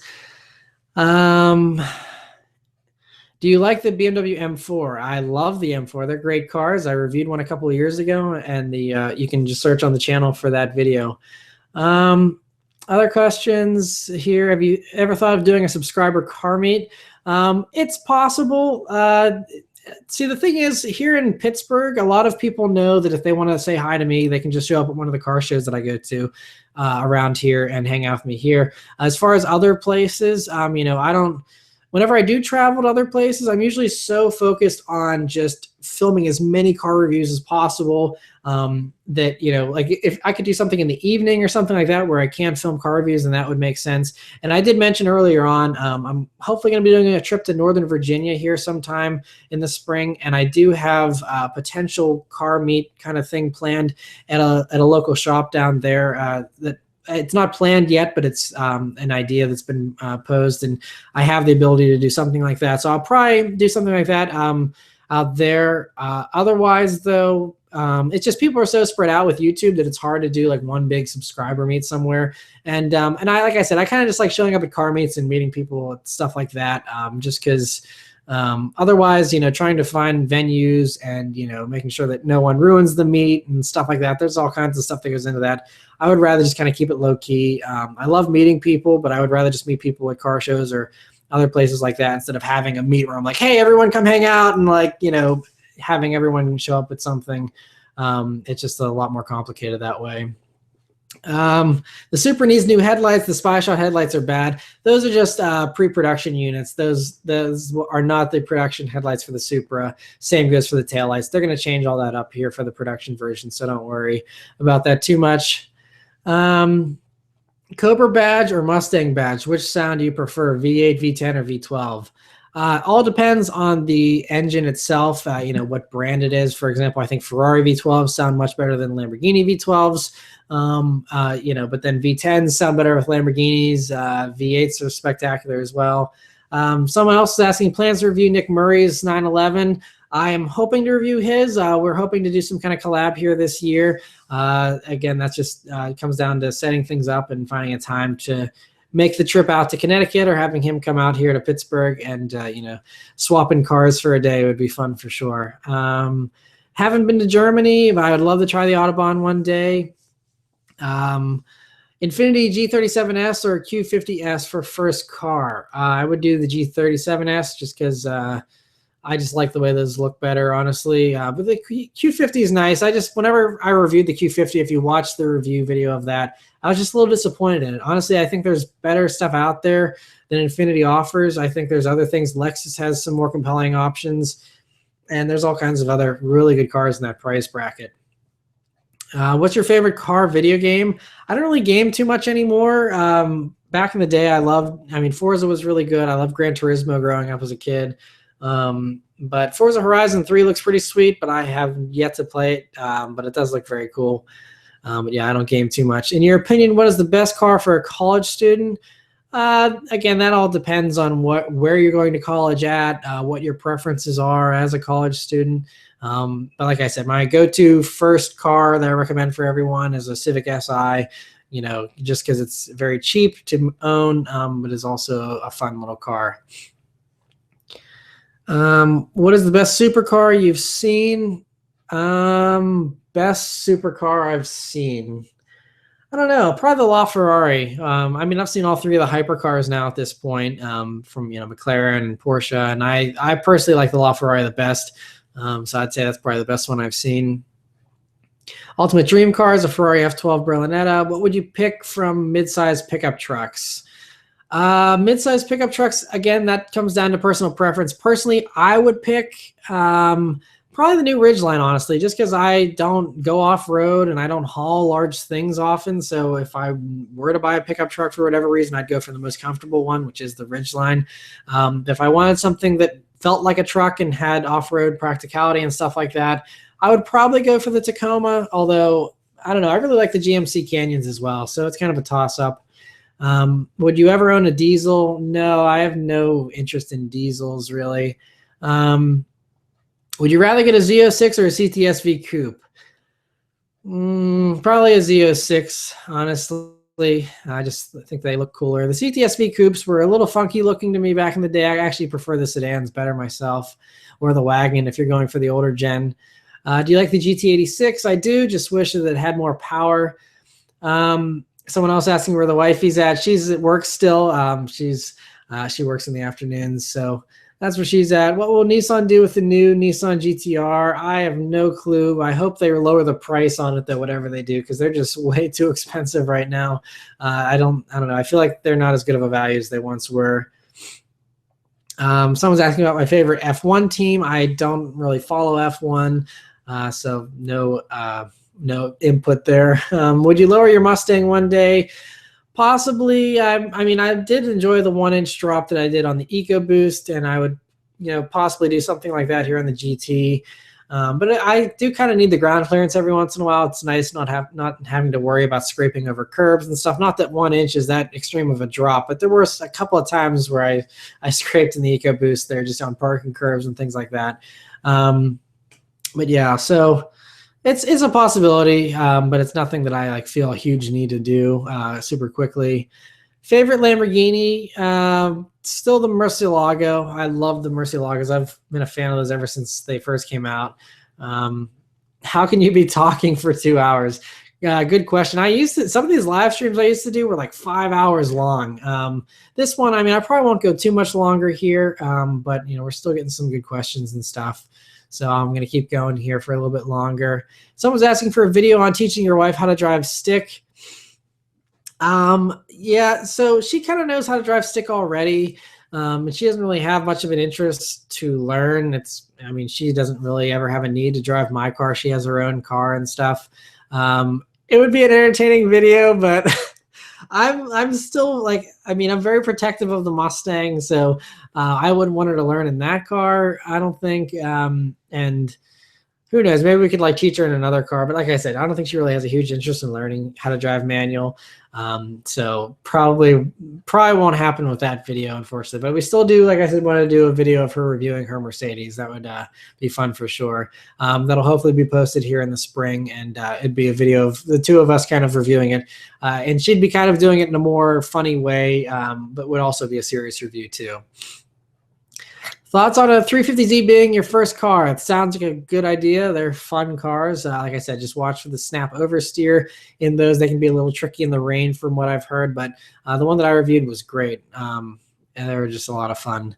Someone said learn in a press car. That is not an option. Those press cars, you have to baby those things, because I'm still trying to get in the good graces of all these car companies as far as making sure they continue to give me cars that I request and stuff. So I definitely don't want to return anything damaged or with a worn out clutch. But I don't think my wife would be that bad. Like I said, she knows the basics, so I don't think it'd be too much wear and tear. But still, what's your favorite fast food chain? I don't know. I don't eat a ton of fast food, but honestly, I mean, it's so common, but I actually just really like McDonald's. I don't know. Every once in a while, I'll get a craving for it. But I mean, I love them all. I eat Wendy's, KFC, all that kind of stuff. Not a huge Taco Bell fan, but I'll still have that from time to time. GTI or Golf R. It all depends on what you need in a vehicle. If you need all-wheel drive or you want more power, then the Golf R is great. Otherwise, I don't think it's worth the extra money. Just go for a normal GTI, and I think it's plenty of car, plenty of fun. Front-wheel drive's okay. Why don't you do Instagram live streams? I'll probably do some here in the summertime, honestly, just because I have nothing interesting to live stream. Again, it's...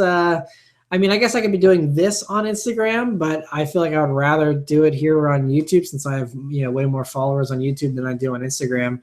But maybe in the summer I'll do some live stuff. But again, I don't really do too many live things, because again, there's not that much interesting to do or show, honestly. Like I said, aside from car shows and things like that. Other questions. Any mods coming for the Stang? I mentioned those quarter window louvers that are sitting over there in that box. I'm planning on putting those on in the spring. Otherwise, I'm waiting until I see what they do with the 2018 bullets before I do any more mods to mine. Will you ever buy different wheels for the GT? No, I bought my GT specifically because I love those wheels. And they're not very common, but I really like them. They remind me of the torque thrust wheels from the Bullet Mustang, and so that's why I love those wheels and don't plan to change them. Review street speeds Z06. Yeah, I mean, I already reviewed a Z06. And again, this goes back to my thoughts on reviewing modified cars. I do some, but I would rather just do other cars that I haven't driven yet. But it would be fun to drive his car. I would just probably do like a quick drive because everyone already knows, what a Z06 is like and stuff. So I'd probably just do a quick little spin to see, how the acceleration is and stuff. Honestly, I would rather just do a ride. I would rather have Mike drive and me just ride along with him and have him just go to town, and I'll just, ride along and film my experience of riding in it. I think that would actually be more entertaining. What do you think of the direction Subaru is taking their cars in terms of their design language? You like or no? Subaru as a whole has just been a disappointment kind of recently. I mean, the WRX is still a great car. The new ones are still fun. The BRZ is still great.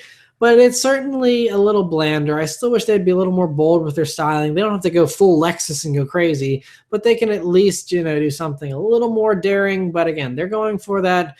They're going for that mainstream look. They're going for that mainstream appeal, and that's just the way Subaru wants to go. So I'm not crazy about it, but that's why I'm saying I'm just moving on to other car brands. I'm changing the name from Subaruwrxfan eventually. I'm going for the brands that are doing the exciting stuff and that are, that's why I love Jaguar. They throw V8s in everything. They all have these crazy 550 horsepower versions of every car they make practically. Everything is awesome. And that's the kind of company I can really be passionate about and really get behind. So, yeah. What are your thoughts on the Alpha coming to the U.S.? Yeah, I'm so excited for Alpha coming to the U.S. I hope that they sell and that they, get to be more common here and that they are reliable and people like them, because I really want to see Alfa Romeo do well, as a car company. P1 LaFerrari or 918 LaFerrari. I live in the Northwest. New Mustang GT or WRX, Focus ST or Mustang EcoBoost. Northwest. Well, if you don't ever have to worry about snow, then I would recommend the Mustang GT. Otherwise, the WRX is a great car. If you're going to go up into the mountains and stuff like that, I think you can't go wrong with the WRX. They're really fun. Do you like race mobiles? I do not.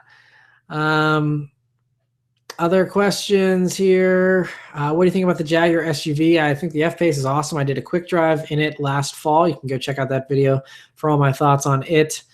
Did I catch can my Mustang GT? I did not. I know there's a lot of arguments to go, for and against catch cans. Personally, I don't see a huge need for it in a port injected car. I know some people say it helps.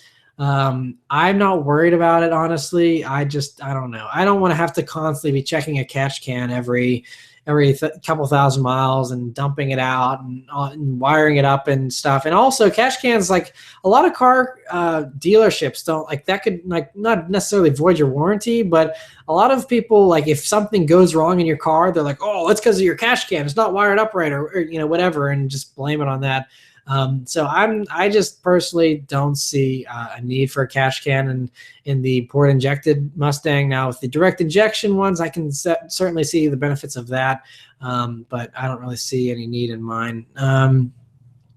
Favorite car you've reviewed? That's hard to say, but I think my top two that the top three that jump to mind are the new CTS-V, the Shelby GT350, and the F-Type R. Those were all a ton of fun. Will I ever get a project car? No, I don't think. It just takes so much time and energy, and I don't have an interest in any kind of project car. It's just, to me, it's a lot of work. It's a lot of frustration. It's a lot of money that's you never are going to get back most of the time. It's just not a huge fan. I'm not a huge fan of those. And actually, it's kind of funny you mentioned that, because on my suggested videos on the right-hand side of this live stream here is Super Speeders Rob's video, Why Project Cars Suck. I haven't watched it yet, but I would probably agree with whatever his reasoning is. It's just, I'm not super into project cars personally, but I have nothing against anyone who is. It's fun. Everyone likes something different. I would personally rather just buy a car and drive it. I don't want to wrench on it. I just want to drive it. I don't like motorcycles, and people are asking me about that. And I mentioned earlier how I have a quick little vlog of me driving a motorcycle briefly that I did about 1.5 years ago, and totally fell. It was not fun.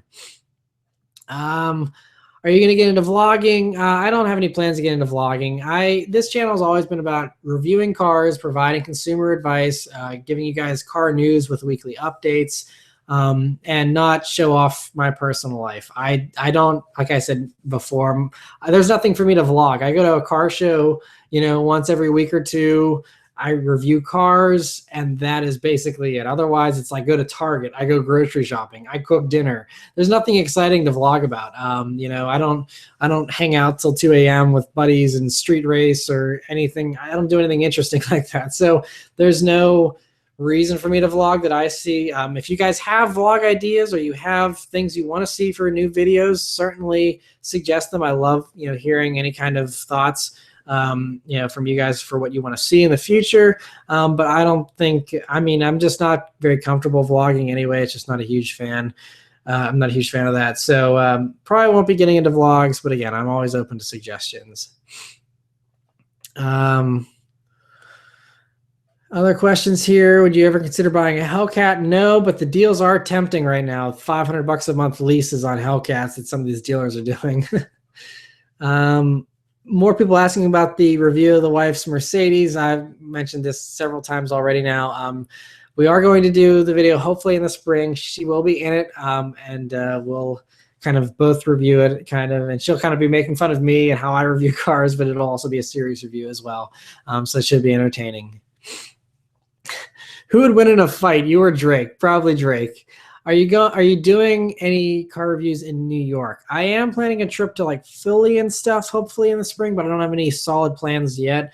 But I do have several cars waiting for me in the Philly, New York area that I need to film reviews of. People have been waiting over 1 year for me to come out and review their cars. So I need to just come out and just do those reviews. But again, it's just finding the time and scheduling in those trips. But I definitely am going to do that at some point.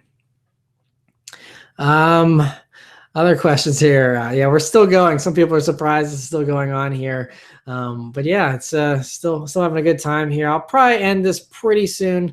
But yeah, I'm still having a good time here. Do I vape? I do not vape. Would you ever bag your Mustang? No, I'm not into the bagged look whatsoever. Would you ever rally your Mustang? If you mean like off-road rally, then no, I don't think I'll ever do that. But I did actually do a timed rally last year of just like one of those like where you find the check marks or the checkpoints and you go through and do that. I did one of those. I tried filming it, but then my GoPro died and it didn't work out. So, but I am hoping to probably do at least one of those again this year, and that would be a fun thing to do. 1 second here.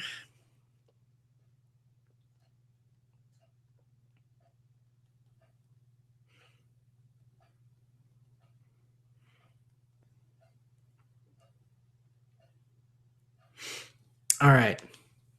Dodge Dart thoughts. I'm sad that they had to kill off the Dart because I think that I really liked the Dart that I reviewed, actually. I thought for a fun, small car, a compact car, I think the Dart was actually a really good option, and I like the Dart a lot.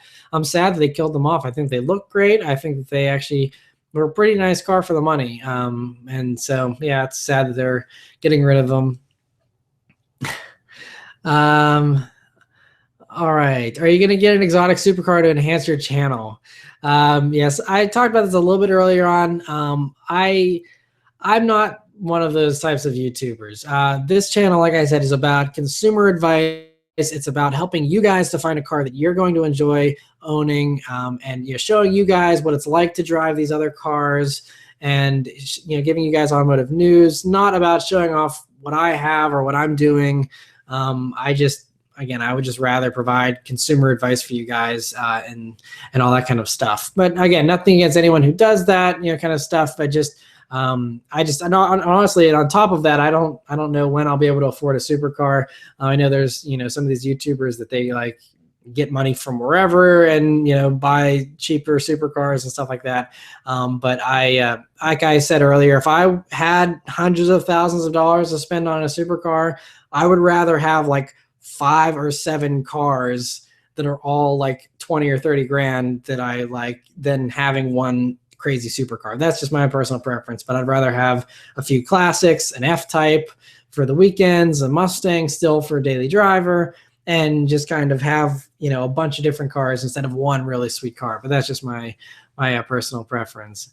People asking, am I going to expose JR Garage?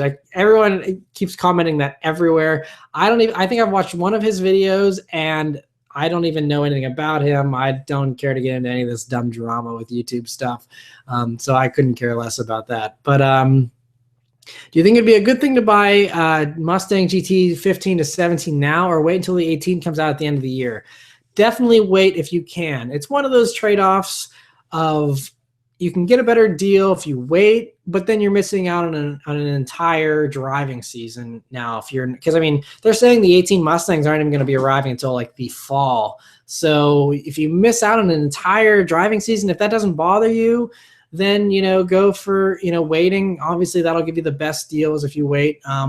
But then again, I think you should live in the now as well. And if you don't have anything to drive that's fun this summer, 3 months difference, you can still say, well, the 18s are coming, you should probably get rid of the 17, and the dealer will still be able to work with you. And if you're a good negotiator, you can still get a good deal on it. So I think that's a toss-up. I would just try and test the waters. Go to a dealership, see if they're going to cut you a deal. If they're going to be tough with, and play hardball with you, then wait. But it all depends. But I would probably say try and get one now if the deal is right. But going strong for 3 hours. Yeah, that's right. It's I'm still having a good time here, but I'll probably be ending pretty soon. I think my wife will be home soon. We'll be getting some dinner here in a minute. And so yeah, other questions. Do you like BMW drivers? Well, I don't want to feed into stereotypes, but I do not like when BMW drivers do not signal, which is fairly often. I see people in BMWs driving more aggressively than others sometimes, but again, not wanting to group people together. 2018 WRX review when it's released. Yeah, I'd like to. Once again, Subaru won't give me press cars for whatever reason, so it's just a matter of waiting for an owner to offer theirs. Yeah, I'd like to review one, although it probably won't be a whole lot different aside from the performance package enhancements, but I'd certainly be up for it. How would you feel if a Prius beats you? I would be highly concerned because my car must not be running right if a Prius would beat me. So, yeah. Other questions? GT4 Cayman for next car. No, the GT4 Cayman's cool, but again, for the same money, I would rather have an F-Type personally. Loudest car you've driven? I'm trying to think. I don't know. I'm trying to really rack my brain here. The one that was really loud recently was that modified Miata that I did. That thing was pretty loud, but it wasn't too bad. There was a couple of videos where it was actually like kind of hard to hear me, I think, because it was so loud, but I can't remember which ones they were. Yeah, I can't remember. Nothing recently, though. Porsche GT3 RS review. I would love to. If someone that owns one would want to toss me the keys, I would gladly review it, but I haven't had any offers for one of those yet. I'm always at the mercy of either car manufacturers or owners. My cars are all supplied by you guys and by car manufacturers, so if those cars are offered, then I get to review them. Otherwise, I just have to wait until they are. People are suggesting some other loud cars here. That modded GTO, that dude in blue's Mustang. Yeah, both of those were pretty loud, but not unbearably so. Yeah, I don't know. I'd say, like those cars were loud, but honestly, even like the 2015 Mustang GT that I reviewed that had the Roush exhaust, that was pretty loud too, but it wasn't, I don't know, none of them stand out to me as being like absurdly loud. Um, Other questions. Matt, are you ever going to drive an E36? I'm hoping to review when I have someone that has an E36 M3 that they've offered me in Northern Virginia. I just need to get there and review it. Someone else asking about an E30 325i as a first car. I think that'd be a really cool first car. I love those E30s. I actually reviewed, or I didn't review, I drove, like, this is probably 10 years ago. I drove E30 318, and that thing was so much fun. I love those E30 BMWs. They're so great. So yeah, I highly recommend that. Loudest car was the Ferrari golf cart for sure. That's I forgot about that. That was hilarious. Yeah, that was definitely one of the quietest ones, thanks to it being electric. Other questions: Speed 3 or Focus ST? I'm not a huge fan of either of those. I would honestly, personally, I would suggest the GTI over both, but between those two, I would probably say the Focus ST. All right, let me see here. Pontiac Aztec or Toyota Prius? Man, killing me. That's a tough one. I don't know. Honestly, okay, I would say Pontiac Aztec because since everyone hates them so much, they may actually become collector cars in like 30 years. So I would take the Aztec, throw it in a warehouse, and forget about it for 30 years and try and flip it for some money. That is it. Cobalt SS or SRT4 Neon. I've never driven an SRT4 Neon, unfortunately, so hard to say. But yeah, both of those are just very cheap ways to go fast. Do you like Mo Vlogs? I don't follow him. Someone said Focus ST over Mazda Speed 3. Yeah, I don't know. I mean, I just wasn't a huge fan of the limited boost in first gear in the Mazda Speed 3. That was I think the Focus ST was a little more exciting there in first and second gear. But I mean, they're both good cars. Does Nissan give you press cars? I want to hear your opinion on the new Maxima. I spoke with the Nissan PR guy, and he was like all up for giving me press cars, and then I followed up, and it never happened yet. I'm hoping that eventually does. So I just have to keep talking with them and trying to make that happen because I would like to get some Nissan stuff in, especially like the new Sentra SR Turbo. I think would be worth reviewing with the manual and stuff like that. So it's just a matter of getting those from them. Hopefully that'll happen this year. Other questions? Where do you see yourself in 5 years? Just honestly, I see myself doing the same thing I'm doing now, just reviewing cars for you guys, just having fun with that. 5 years from now, probably have a kid or, shortly thereafter. So that'll be an exciting new adventure. Probably will have a different house. And so I'll probably be buying a dad car in 5 years or sooner, and something with, 4 doors. In addition to the Mustang, I'll still always keep some kind of Mustang in the garage. Yeah, that's about it. Would you ever buy a 5th gen Honda Prelude? I love those Preludes. They're a lot of fun. I love the one that I reviewed. I wouldn't buy one personally, just because I can afford more expensive and, more luxurious and faster cars. But for a first car, I would totally recommend a Prelude. They're great cars. People are saying that dad car will be an STI. The dad car will not be an STI. If I were to do a Subaru, it would be a normal WRX. The STI in its current form is very unreliable with its engine. The suspension is stiffer than I would like. All that kind of stuff. So honestly, I mean, the new WRX is fine, but I'm leaning towards the Golf R. I really like that Golf R that I reviewed. And the fact that now they have Apple CarPlay and Subaru doesn't in the WRX and stuff like that, those little things make a big difference to me. Infotainment is just super important, especially in a car you're daily driving and stuff.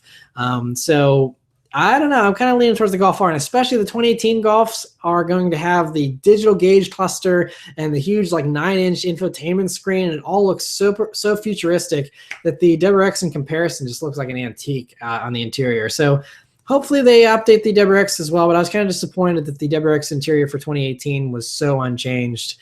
Because I think that Volkswagen's kind of leading the way there as far as small cars go. So yeah, be tempting. Someone said the dad car will be a Charger Hellcat. I want my dad car to be all-wheel drive whenever I do need one, I think. So that kind of disqualifies that. My ranking is either a WRX or a Golf R. If I can afford something more expensive than that, the Jag XE-S or the normal XE would be probably my next choice, just because that sounds like an F-Type.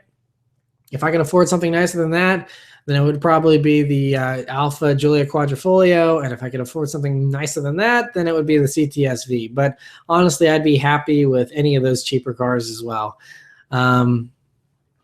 But yeah, other questions here. Yeah, other people saying Dad car, Dodge Charger, Focus RS, SRT, Jeep Grand Cherokee.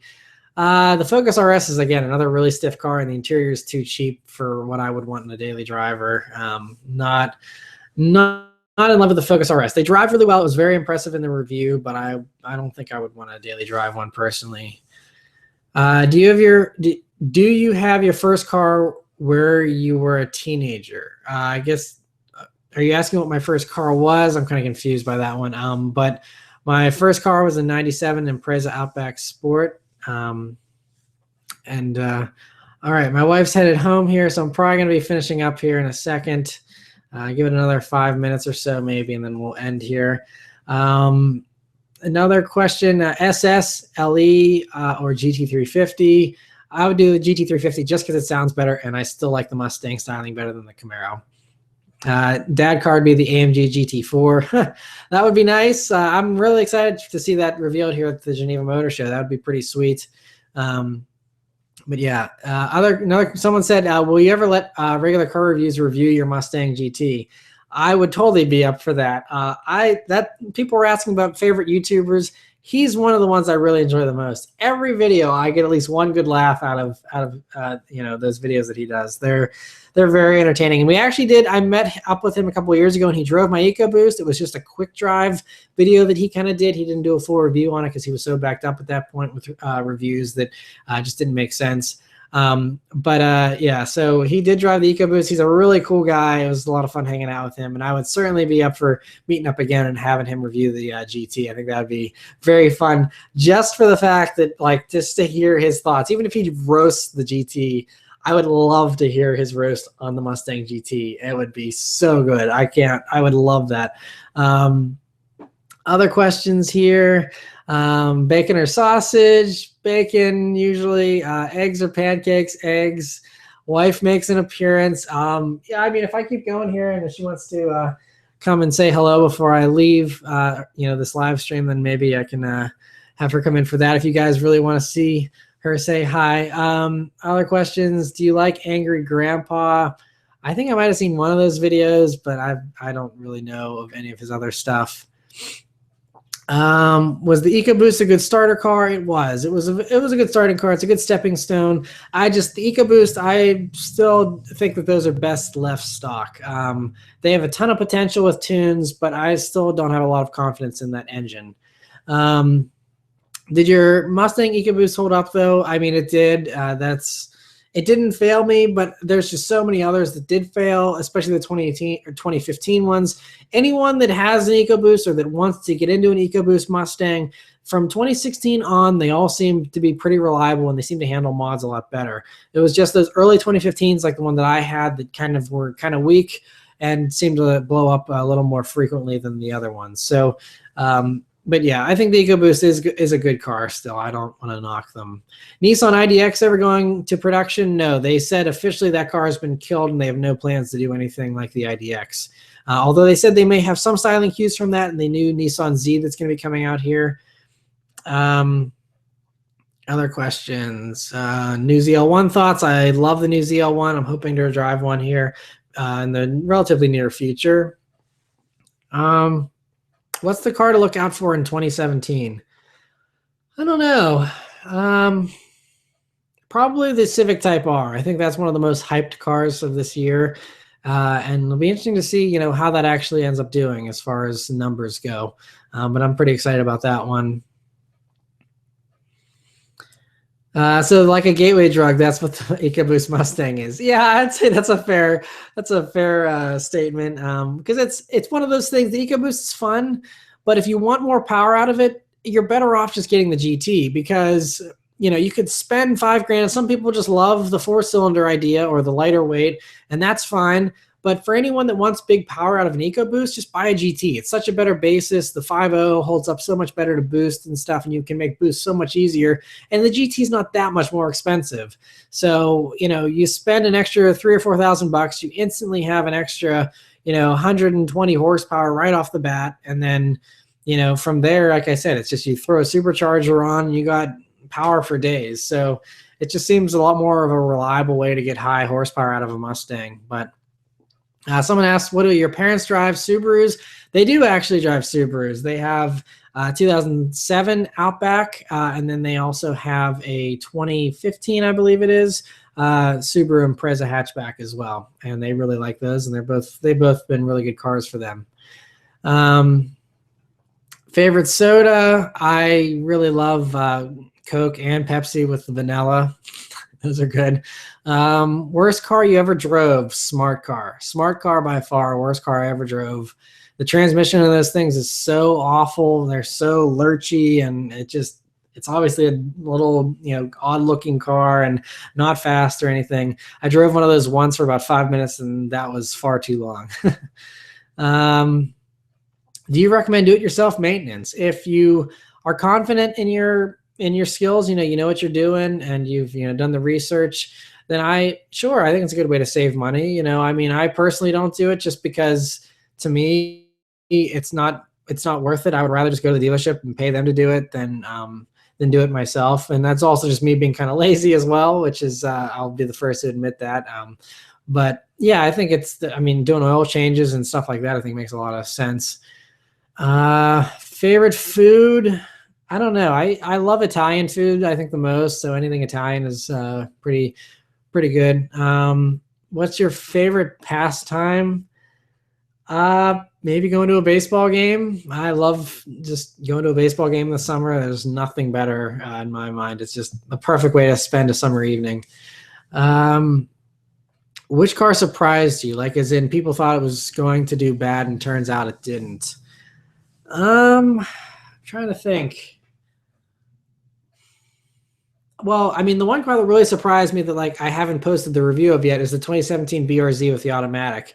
The automatics in the past weren't very good, and a lot of people like to rag on the automatic BRZs. But for 2017, they improved it so much, and you'll see in my video that I'll be posting here in 2 weeks.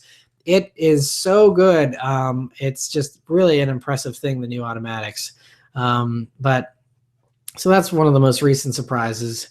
JDM or American Classic Muscle? American Classic Muscle is my preference. One second.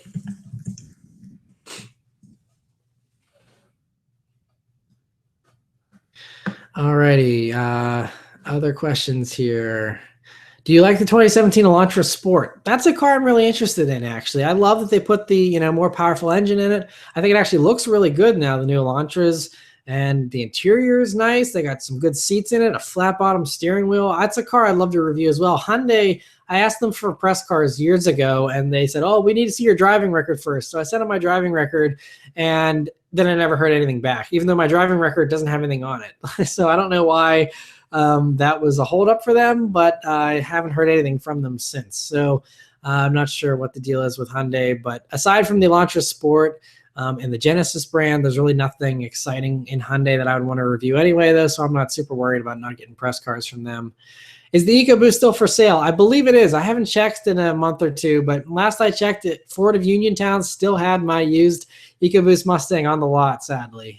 So I'm not sure what the holdup is there with that. I talked about earlier in the live stream here that they basically dropped the price so much that it's almost at a point now where if they drop the price anymore, it'll be a loser for them, and it's actually going to lose money. So hopefully someone buys that poor car. I don't know why it's been sitting so long. Someone said, have you met the Muscleverse Tuner guys yet? I have not. I don't really follow their channel, but they seem like cool guys from what the limited amount that I have seen. Genesis G70 or Kia Stinger. I really like the new Kia Stinger. The back end still is a little iffy to me, but we'll have to wait and see how it actually drives. I think it's going to be a little lighter, a little smaller than the G70.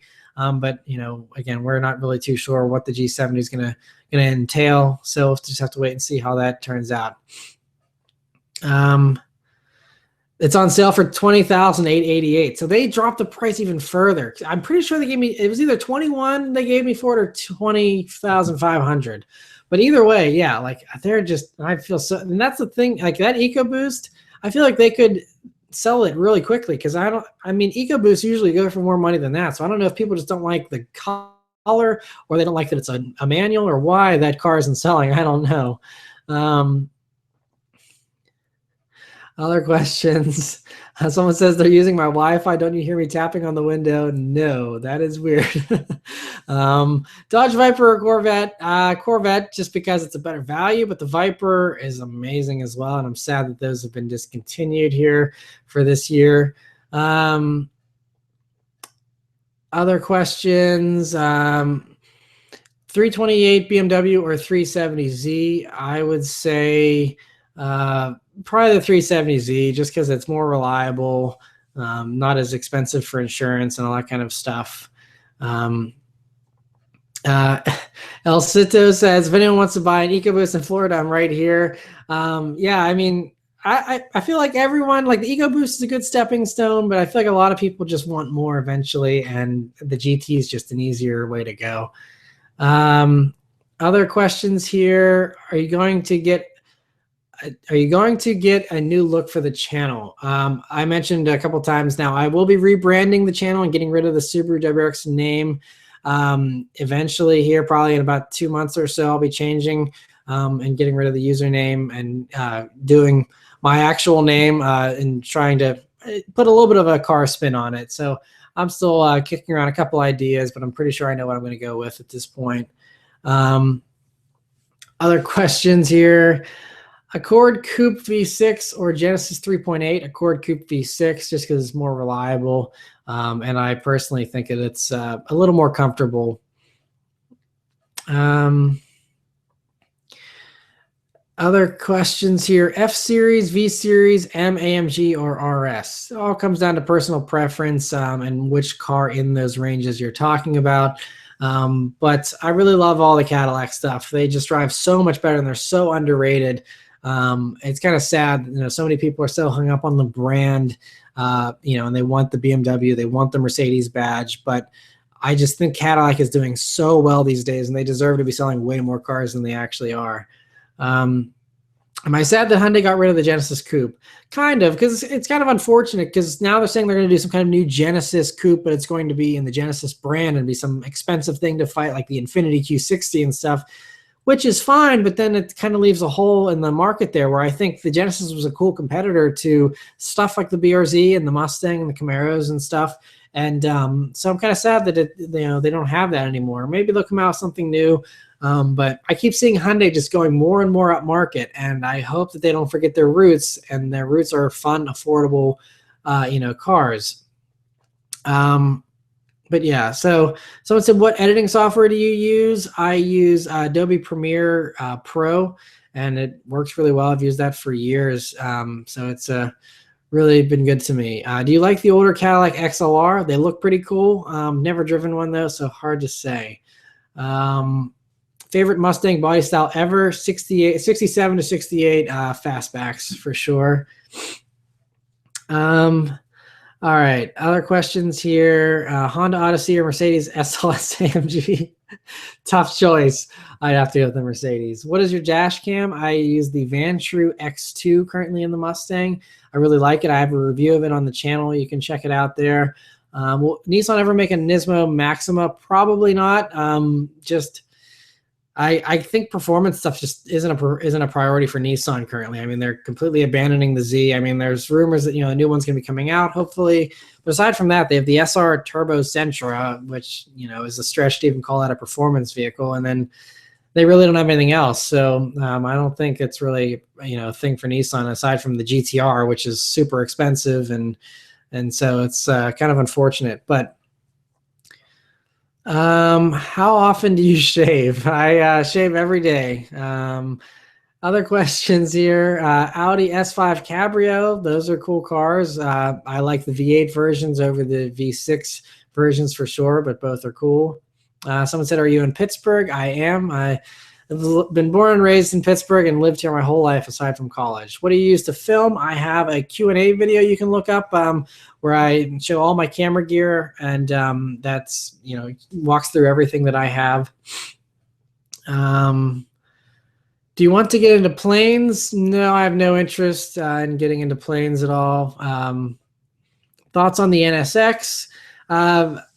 Someone asked this earlier on too. The NSX is cool. I like the styling of it, but it's just for the price. There's so much more exciting cars to me for the same price that I think the NSX is just it's kind of a tough sell, unfortunately. I want it to do well, but if I had that kind of money to spend, I would not be buying an NSX. Probably I'd buy a Jag F-Type SVR or something, or if I wanted to go exotic, I'd do a base Audi R8 or something like that instead. But someone said Chevy Cruze hatchback, question mark. I reviewed one of those. You can go check it out if you're curious about that. Where did you go to college? I went to Virginia Tech for financial planning and got a bachelor's degree in that. What late model muscle car would you buy? I mean, I love my Mustangs, and I would just probably stick with the Mustangs. How do you like the new Supra? Hard to say until we see it. We just still have seen it with camouflage and pre-production headlights and taillights and stuff like that. So, hard to say, but I'm hoping that they do it well. And so, yeah, I just got to keep my fingers crossed for the Supra. I'm hoping it just looks a little too small. That's the only thing I'm nervous about. Thoughts on the 2018 Camry? I talk about it I did a video on the 18 Camry when I was in Detroit. It's a little weird looking to me personally. Other questions. Any advice for upcoming car channels? Yeah, this is a question I get a lot on Facebook and stuff like that about, what to do to start a channel. And the best advice I can give to anyone that wants to start their own YouTube channel about cars is to just try and do something unique and different. There's a lot of copycats out there, a lot of people that do unoriginal things and follow the same basic formula, which is fine. I mean, there's more than enough room on the internet for everyone's opinions. And even if you use the same format, you hopefully are going to have a little bit of a different opinion. So it's not a complete copycat type deal. But the thing is with YouTube and everyone doing car reviews now is that the market's getting flooded. And, you guys only have so much time to watch car videos every week. And so, if there's 10 times as many people doing car reviews, that makes it 10 times harder to stand out than before. So the only way you can stand out and get any kind of traction and viewership is to do something different and to really stand out. Because otherwise, I mean, I've seen so many channels that get started and they try and they either have trouble getting cars to review, because that's a really hard part of, having a channel like this is finding enough cars to constantly be reviewing stuff and having new videos all the time. But it's just, it's just hard to stand out because there's just so many options out there. And so your videos just get buried in the search results. And so if you can find a way to stand out and do something truly unique that hasn't been done yet, that's, I think, the key to success. And I think that's what you kind of see with some of these channels that helps them to kind of blow up, is they're doing something really different. Someone said, what's your subscriber goal for this year?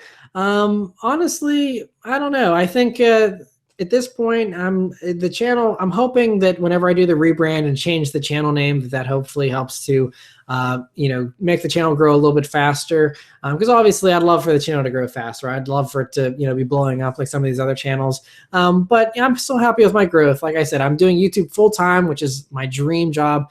I'm reviewing cars for my job. That's what I've always wanted to do. So as long as it pays the bills, which it does, I'm not concerned. I didn't get into this to get rich. But I'm hoping that maybe this year, I could hit 350,000 subscribers. That would be awesome. I know I'm a good ways from that, but that's kind of my goal by the end of the year. But we'll have to wait and see. Other questions? Can we see your play button? It's on the wall right over my computer. But I think I did a video about it. If you go back and search on the channel, I did a video about the play button. Yeah, so who knows if I'll ever get that huge gold one. It was so awesome seeing Saab Kyle unbox his enormous gold play button.